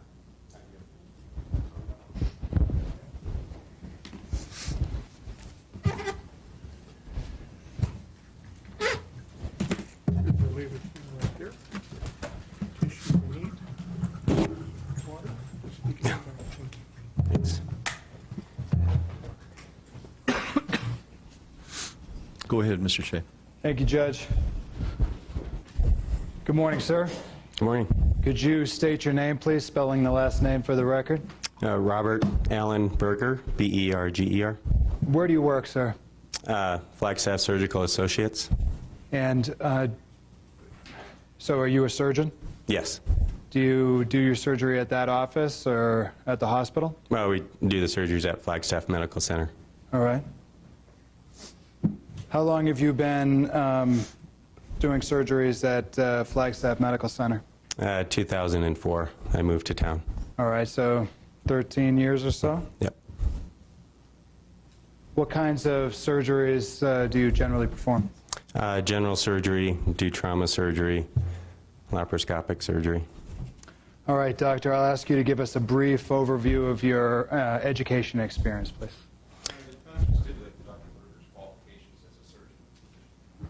I'd still ask the doctor to give us a brief overview of his education experience. Go ahead, doctor. Did undergraduate work at Arizona State University, went to medical school at University of Arizona, did residency at University of Arizona, then did a fellowship in Chicago, worked there for 2 years, and then came to Flagstaff in 2004. And since then, you've been with, I'm sorry, you said Flagstaff Surgical Associates? Yes. And doing general surgery Yes. that whole time? Were you working or on call in the early morning hours of October 9th of 2015? I consider them the same, so yeah. I was on call and working, yeah. Very well. And were you called into the emergency department at that time? Yes. Were you already there or were you called in? No, I was called in. It was close to 2 a.m. Okay. And do you recall the emergency department receiving 3 gunshot victims at the Yes. time? Did you personally treat any one of those 3? Yes, I saw all three of them and focused mainly on Kyle. Okay, He was Kyle. the most sick one. Kyle Zentek? Zentek, yes. All right.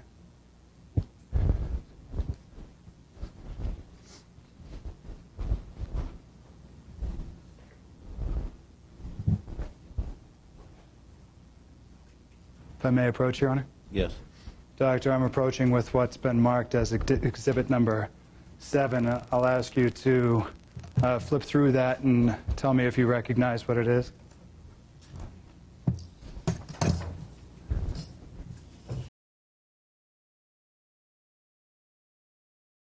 And physical that we do for patients when they first arrive. And then some of the other medical records, there's operative notes and discharge summary.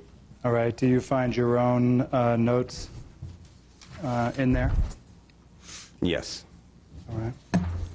Can you tell the jury what Kyle Zentek's status was when you arrived at the hospital or when he was admitted? He was what we call a critical trauma. And so basically that's anyone with injuries that are life-threatening. He had already been intubated when I arrived by Dr. Kaufman. What does intubated mean? They placed the breathing tube to support his respirations. And did you become familiar or did you make yourself familiar with any treatment or assessment he received prior to your arrival? We were just starting the resuscitation, so they had IVs placed and they were starting what we call the massive transfusion protocol. So they were starting to give blood products. What is the massive transfusion protocol? If somebody's blood pressure is low, typically under 90, or if their heart rate's over 120, there's a really good chance they need blood products. So they initiated massive transfusion protocol so that we can get the blood quickly and the blood bank is prepared and sends it rapidly. Did you, so you said he was already intubated. Did you have any interaction with him before he was sedated? Was he lucid at all during any interaction with you? No,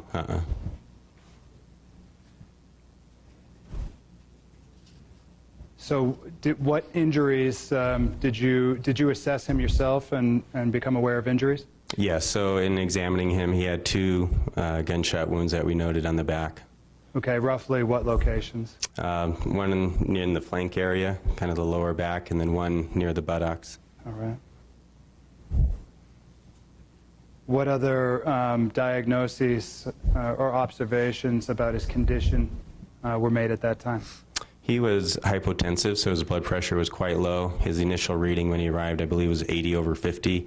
His heart rate was 137, which typically anything over 120 we get concerned about. Okay. And what is tachycardic? Typically over 120, so it's just a sign that he has a very rapid heart rate. All right. So you indicated that there were gunshot wounds on his back. Were there any other wounds, exit wounds, anything like that?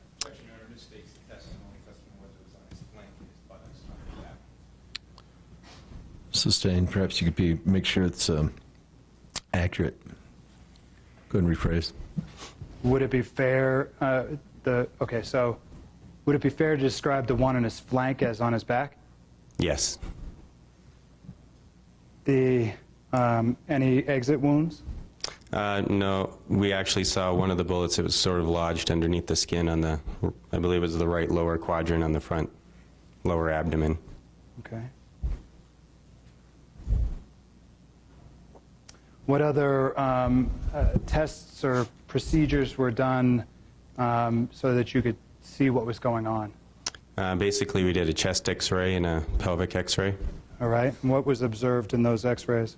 There were 2 foreign bodies which appeared to be bullets. And where were those located, if you recall? One was up in the chest and one was down in the right lower pelvis.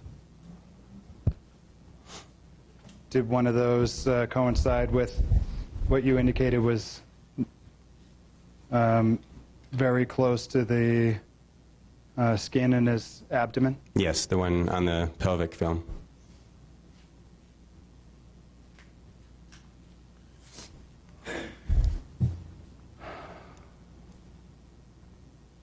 So based on those assessments, what were your major concerns at the time? Well, my major concern was that he was bleeding, which is why he had the low blood pressure and the tachycardia. We had evidence of gunshot wounds, and so we didn't do any CT scans. We just prepared to go to the operating room. All right, was there a plan? Obviously, there was a plan for what you were going to do in the operating room, is that correct? Yeah, so basically, based on where the bullets were and the wounds, we were worried about major injuries, organ injuries within the abdominal cavity. So that's why we went to the OR. We were going to open him up and look and see what was going on. All right. Fair to say he was taken to the OR emergently? Yes. What procedures did you perform in the OR?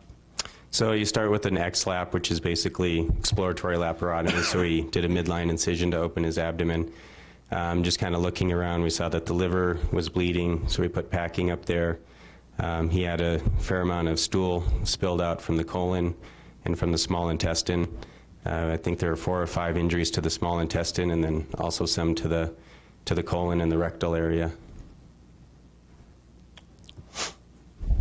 So the purpose of the laparotomy is to take a look and see what's happening? Right. And how long is that midline incision? Basically from just under the xiphoid of the breastbone down to the pubic symphysis, and top of the pelvis.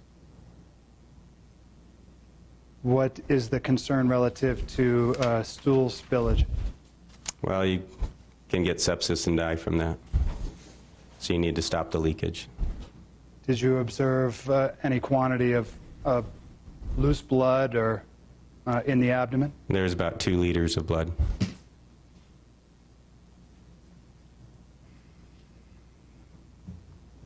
All right, so doctor, I think you went through some of the injuries that you observed. Can you explain specifically the injuries that you observed? So there's injuries to the rectum, which is the last part of the colon. There were holes there, and there was stool spilled out from there. So we needed to staple that off. There were also about 5 holes in the small intestine, so we needed to staple that off, otherwise it would have continued to leak. So we resected that. The liver had a through-and-through injury, and that was bleeding, so we just put packing around the liver. There was also a hole in the diaphragm, so we oversewed that, put sutures in there to close that up. And then with that injury to the diaphragm, there was air trapped around the lung, so we had to put in what's called a chest tube to vent or decompress the lung so that he could breathe. How is that accomplished? You make an incision on the side of the chest and place a tube in there. And that just releases the air? Yeah, we hook it up to a device, it's called a Pleurovac, so that it can suction out the air without letting air get back in. I thought I saw something about a cecal injury, or C-E-C-A-L? So the cecal injury is the cecum is the first part of the colon. There was a hole in that also, so we had to resect that. And you mentioned the through and through to the liver. Did you observe any injury to the kidney? So he had what we call retroperitoneal hemorrhage, so there was bleeding back there. At the time when I took him to the operating room, it wasn't expanding or growing. So a lot of times you don't want to open that right away, because if you do, then there can just be ongoing bleeding, and it's harder to control. So the fact that he was responding to the blood products, I decided not to open that at that time, but we knew there was a risk of that. And so after the surgery, we went to the CT scanner to get a better look at it. And did you observe through the CT any injury to the kidney? Yes, there is some leakage around that and some bleeding. A lot of times that will stop, but again, at the time it was just to try and stop the bleeding. And again, doctor, I think I saw the word ileus. Was there a concern or issue relative to ileus? Ileus typically would come after the surgery, because anytime you operate on the intestine, it shuts down. So that would not have been an immediate concern. All right. And I think, doctor, you already explained the action you took in order to deal with the injuries that you observed. Is that fair? Yes. Suturing and stapling the injuries? Yes, in this situation, we usually use a stapling device. It's quite rapid. And really, what you want to try and do is get things stapled off and stop the bleeding as quickly as you can. We packed his abdomen, which means we just left a bunch of lap pads in there and then temporarily closed it because we knew we would have to go back later to take a look at things. All right. Did you find or extract any projectiles while you were in there? The one from the right lower quadrant we took out. The one in the chest we left alone. And why was that? Well, the one at the skin was pretty close, and you can have injury, you can get an infection from it later on, and we were in the operating room, so we just took it out. The one in the chest we didn't go after because it would have put him at increased risk. Could you get to the one that you did remove without any additional incisions? No, we made a little incision over the top of it. It was very superficial, though. Can you tell the jury, Doctor, what would have happened to Kyle if he hadn't been given the treatment that he received at FMC that night? He would have died. Do you have an estimate how rapidly he would have died? Objection, Your Honor. Relevance, prejudice. Serious physical injury, Judge, the I element think of the you've offense. established that pretty well. The objection is sustained. And so he was temporarily closed, is that fair? Yes. And what does that mean? It's called an abthera. It's a kind of a plastic sheet that we put in there to kind of keep it sterile and covered. But you don't have to go through the time of actually closing the midline. So.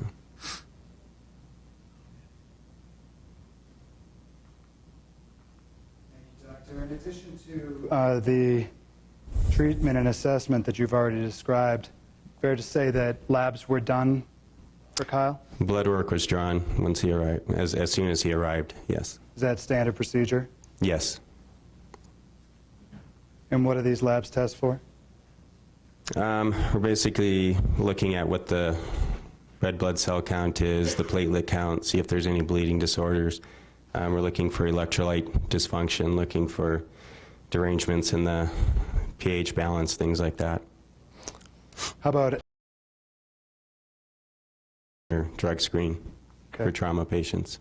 And do you recall whether ethanol or alcohol was found in the labs?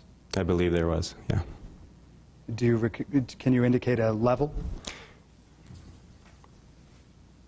181. And it's fair to say that that would equate to a .181 BAC? Yes. Any other substances of note that were located during the labs? Not that I had in my H&P or recall.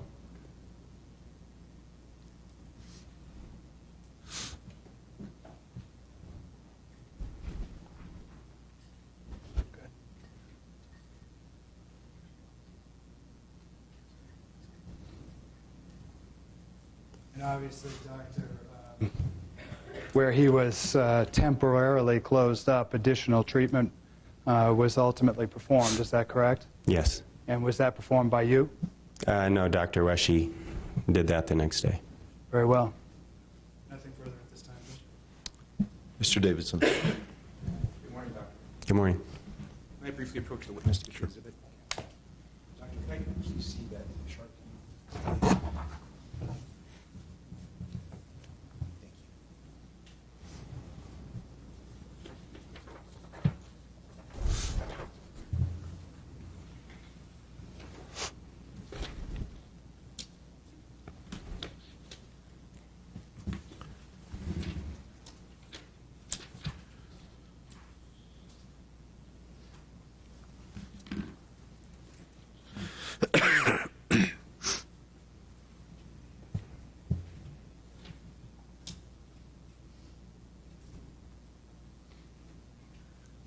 Thank you. So to perhaps put it more concisely, Mr. Zintek came in with life-threatening injuries for which you treated him. Yes. Okay. Your role in the involvement of Mr. Zintek was obviously therapeutic in nature. You weren't there with an eye towards being a witness in a case in some future proceeding. Can we agree on that? Correct. Okay. Nevertheless, you do have some opinions, Doctor, as to the path that the projectiles took after they entered his body? I'm not a ballistics expert, but based on where you see the bullets in the x-rays, you have an idea. worry about organs that may have been injured, which is what I'm supposed to do. So, The path of the two projectiles, one going through the flank, one going through the rectum, had an upward trajectory, did they not?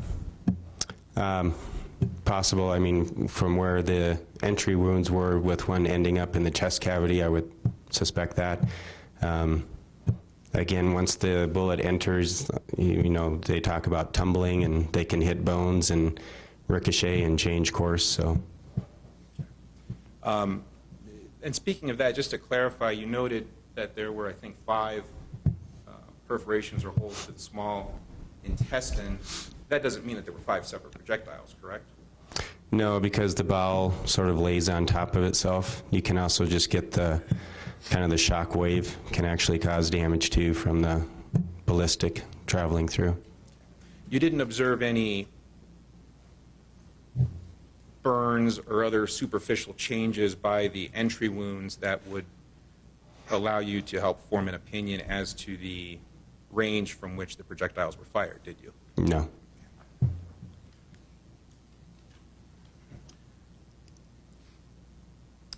Would you agree with me that you would characterize the path of the projectile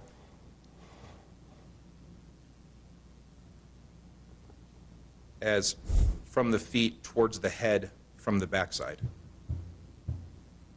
In a rough estimate, yes.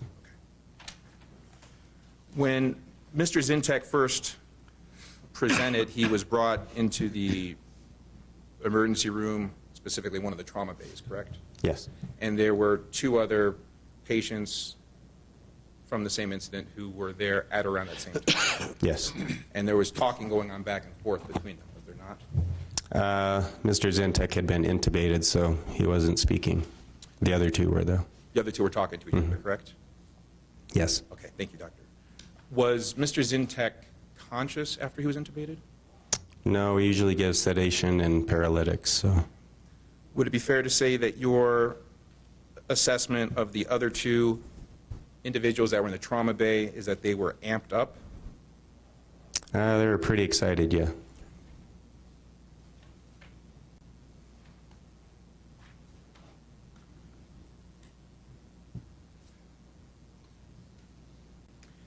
In addition to the labs that you discussed, there was also laboratory testing done on a urine sample of Mr. Zintek during the course of his care at Flagstaff Medical Center, correct? There may have been, yeah. Okay. And is it typical in a case like this for that urine testing to include detecting the presence of drugs? Well, typically, yeah, we do the tox screen, which is what we send with the trauma panel. So there's a whole bunch of tests that go off with the trauma panel. And in fact, in addition to having a 0.181% blood alcohol concentration, Mr. Zintek also tested positive for THC or cannabinoids in his urine, correct? I'd have to go back and look, but Please. Take a look at the, I believe it's in the discharge summary. Tops. okay.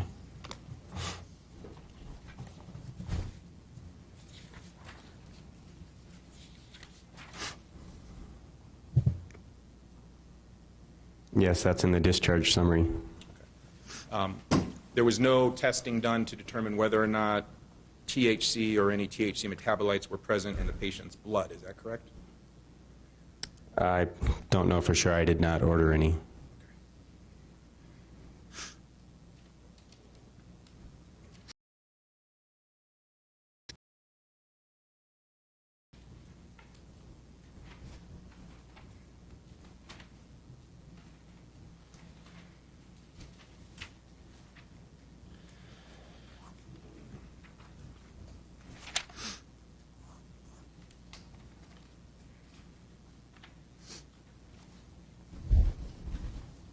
Thank you, doctor. No further questions. Sure. Redirect. Thank you, Judge. Very quickly. You indicated that the other young men besides Kyle might have been talking to each other. Yeah, I mean, they were kind of yelling out and asking if each other were okay and kind of generalized statements about they couldn't believe what had happened and just kind of yelling back and forth, asking if he was going to be okay. Each other, or was there another Both, person? just kind of asking both and about Kyle. All right. The cannabinoids, is it pronounced cannabinoids or cannabinoids? Or do you know? Depends on what you use, I guess. Cannabis, cannabinoids. So when that's observed in the urine, what does that tell you? Just there's been some use in the past.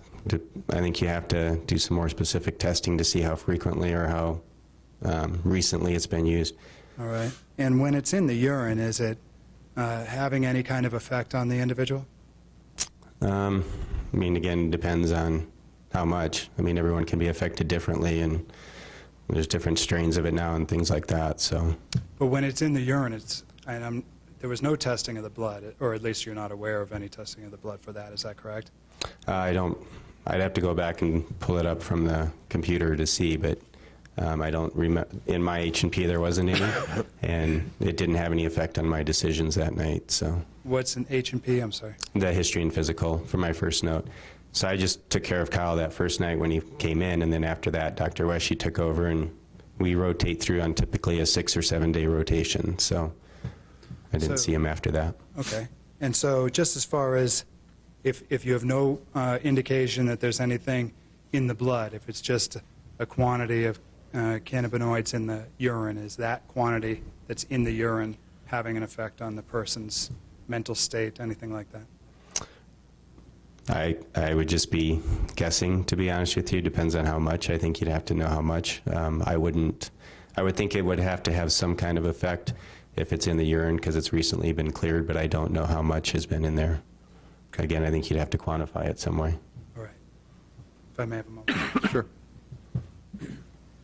Nothing further. Thank you, Judge. All right, I'll turn to members of our jury and see if they have any questions for this witness. Does not appear that we do. Can this witness be excused? Yes, Your Honor. Thank you. Dr. Berger, thank you for your testimony. Thank you. You are excused. Counsel No, approach, fine, please. thanks. No, thank you. Mr. Davis and Mr. McCowan, whoever.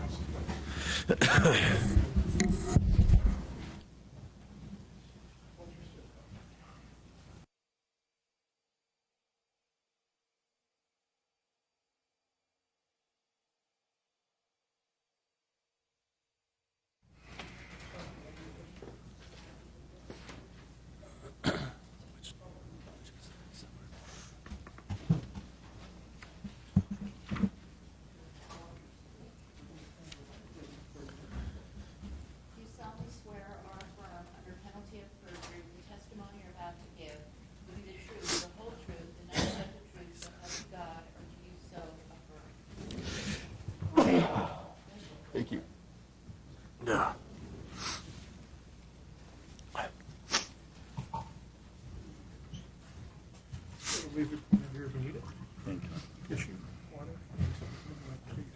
Thank you.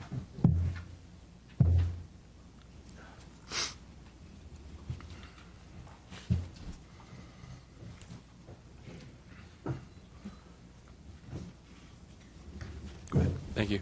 Good morning, sir. Good morning. Thank you for being here. We're trying to make this quick for you. Can you Thank state you. your name and spell your last name, please? Daniel Wesche, W-E-S-C-H-E.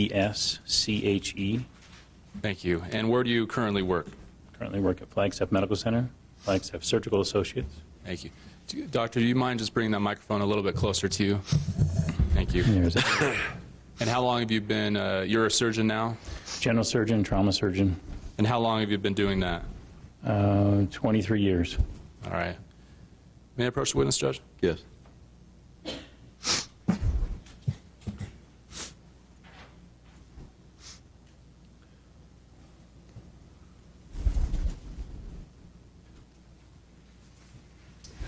Doctor, I'm handing you what's been marked as Exhibit 97. Thank you. Through that, just tell me if you recognize what's in Exhibit 97. It looks like the medical record. Okay. Is that a medical record that you helped produce following the treatment you gave for one of the individuals involved in this case? Yes, it is. All right. And who specifically did you treat? Kyle? Is that Kyle Zentek? Yes. All right. Did you have any interaction with Kyle when he was first brought in for any gunshot wounds? No, I did not. Was that Dr. Berger that had that initial observation? Dr. Berger initially evaluated him, took him to the operating room. I met him after he'd been returned to the ICU. Okay. And when was that? Can you tell us? He came in on the 9th. I think I met him the morning of the 9th in the ICU. He was on the ventilator, intubated, so I couldn't talk to him. All right. Was he awake at the time? No, he was under sedation at that time. Okay. And we just heard from Dr. Berger, so we won't go through all the treatment that he received under Dr. Berger. But what was your treatment of Kyle after that? On the trauma service, Dr. Berger took over when he arrived, and then at shift change, if you will. At 7 in the morning, I took over the service. Kyle was in the ICU after having surgery with Dr. Berger, and I was involved with his subsequent trauma care there.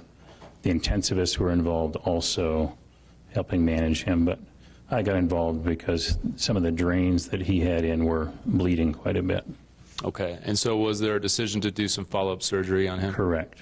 And can you describe for the jury what you did, what procedures you undertook at that point? He had a laparotomy where they'd opened the abdomen. Dr. Berger had repaired or resected whatever damage he could find. And when I went back, we took off the dressings in the operating room and re-explored the abdomen. We'd notified the kidney doctor, the nephrologist, before we went back because he had an injury to his kidney as well. But when I went back and looked in his abdomen, he had several segments of the intestine that had been removed, and everything looked healthy, and I started putting those back together as I waited for the urologist to arrive. When the urologist arrived, we determined that the kidney was not able to be salvaged as it was bleeding and leaking urine. And so the urologist and I removed the right kidney. And then I continued to put the rest of the intestine back together. He had had an injury to the rectum, and that had been removed by Dr. Berger. Everything looked clean, but it's not safe to put the two ends of the bowel back together when he has an injury to that area, so I made a colostomy, which is a temporary diversion of the bowel through the abdominal wall. So then there's a bag that you have to have the stool drain into for some months. All right. And is that a summary of the treatment you gave Kyle in this case? That's a summary of that operation. It was a couple hours long. Yes. All right. Was there additional treatment that you gave Kyle afterwards? I continued to follow him in the ICU with the intensivist, but it was mainly the intensivist managing them and managing him in the hospital. He was there for a week and a half. Okay. We heard some testimony earlier about one projectile that was removed from the lower region of his abdomen. Did you see or notice an additional projectile? I did not. When I was there, I think things had been removed, and so I don't know I didn't find any other metal fragments or bullets. Okay. Thank you. May I have a moment, Judge? Yes.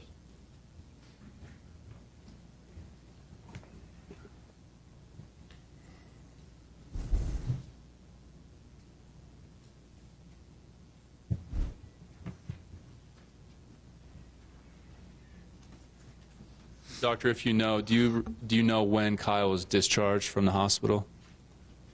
I think he was in the hospital about 11 days, Okay. so around the 20th or 21st. All right. Thank you. That's all I have. Mr. Davidson? Good morning, Doctor. Good morning.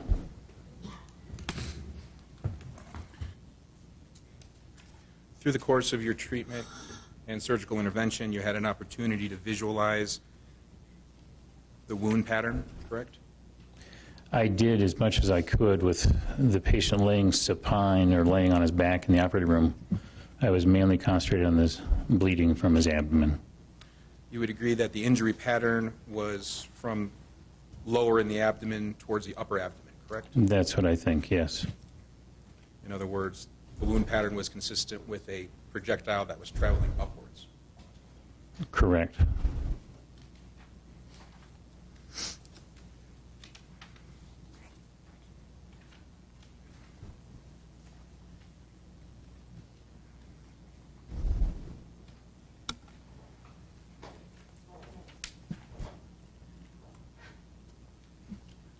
You were involved in some of the follow-up care post-operatively, Yes. and fortunately, at least as of last summer, last you had heard Mr. Zintek thankfully was doing well. Correct. Thank you, Doctor. Thank you. Redirect. Just briefly, Doctor, you talked about the path of these bullets, projectiles entering at traveling at an upward angle, is that right? It's hard to say. From the injury that Dr. Berger had described and had treated, it appeared as if the rectum had been injured and the kidney and the liver had been injured, which would make me think that there was a tract from lower in the abdomen to the upper part of the abdomen. Okay. And as you sit here today, can you tell the jury anything about the angle of that path or the steepness of the angle at all? It's hard for me to know, having been there at this second operation, not knowing exact where things were at the time of the injury. The intestine can move anywhere in the abdomen. All right. And so it may have been the right lower quadrant, it may have been the left upper quadrant. So for me to tell, I can't tell which angle it All right. traveled. Thank you, Doctor. That's all I have. I'll turn to members of our jury and see if they have any questions. Looks like we have some, so see counsel and court reporter to sidebar.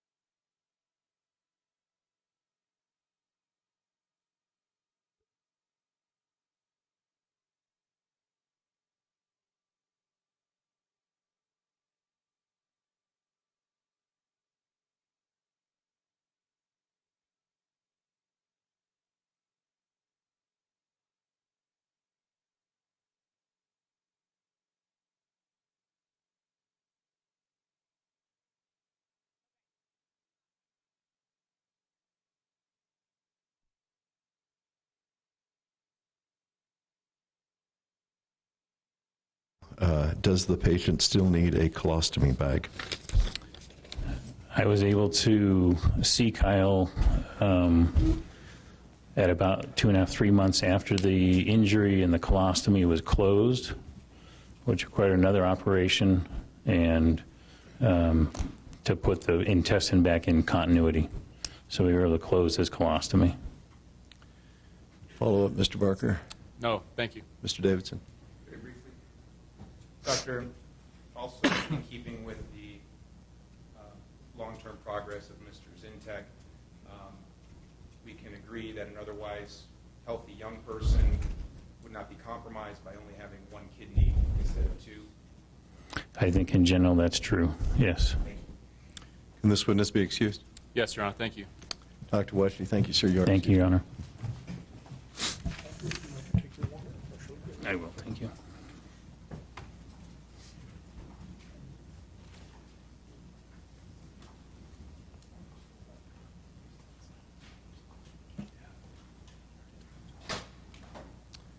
I see counsel up here, please.